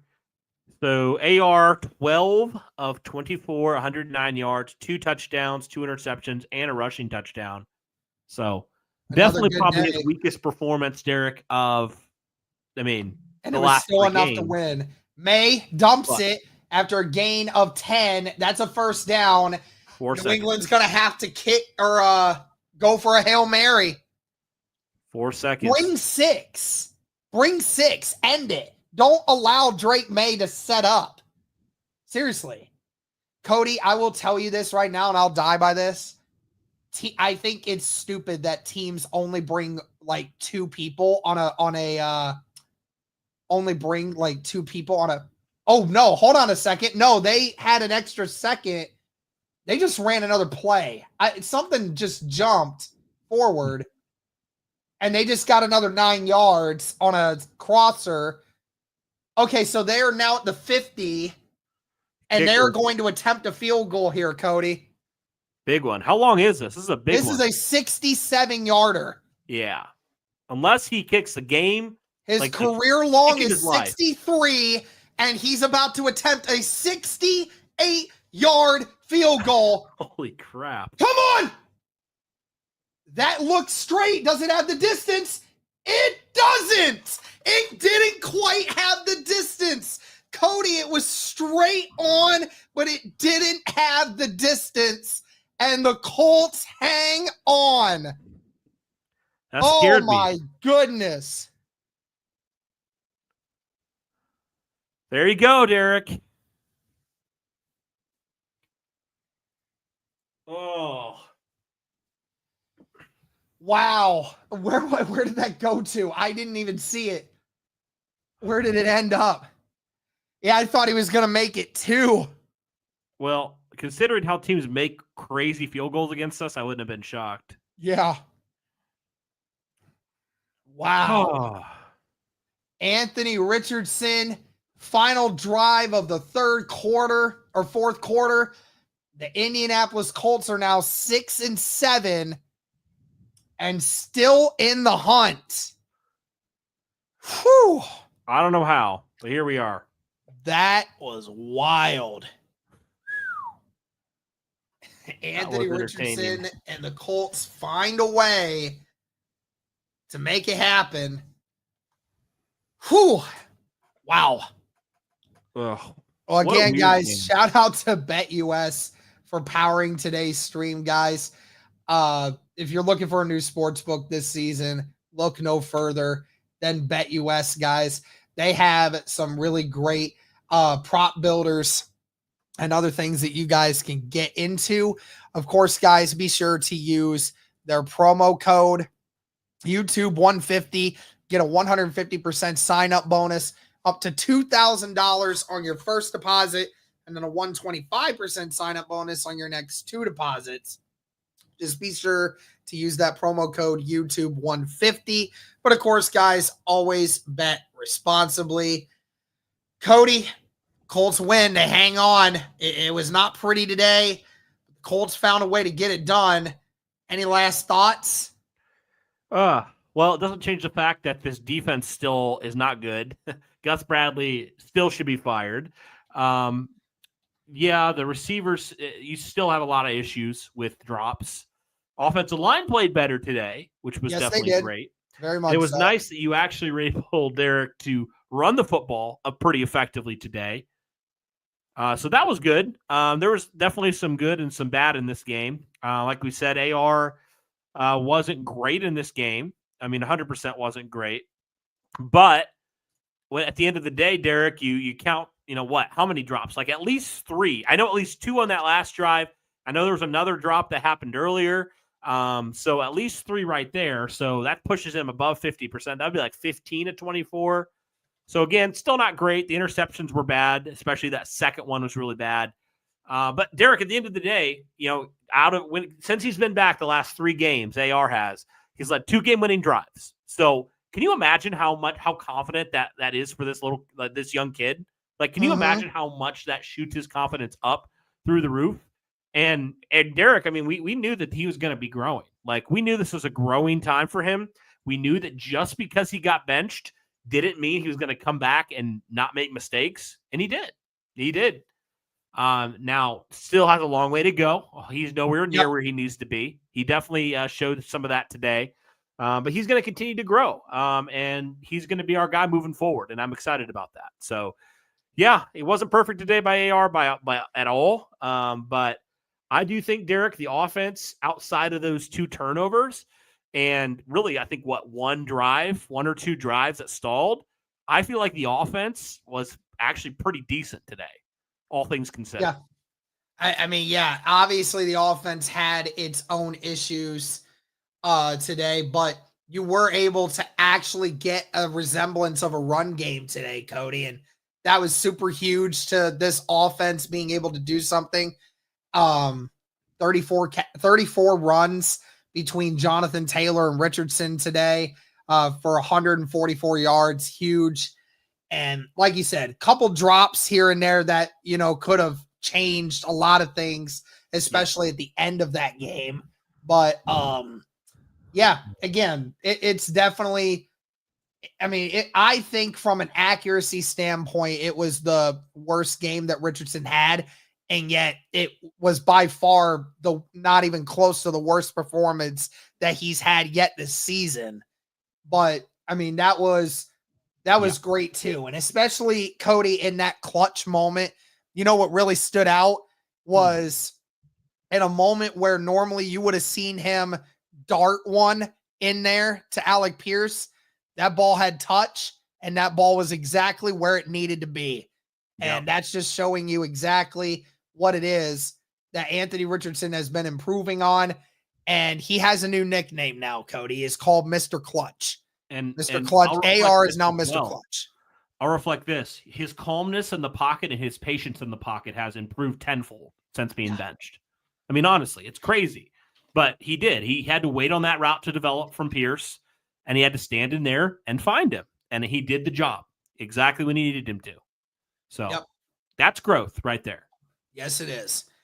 All right. Well, that's going to do it for this one, guys. The Indianapolis Colts hung on and they found a way to win this game. It's not ever going to be pretty.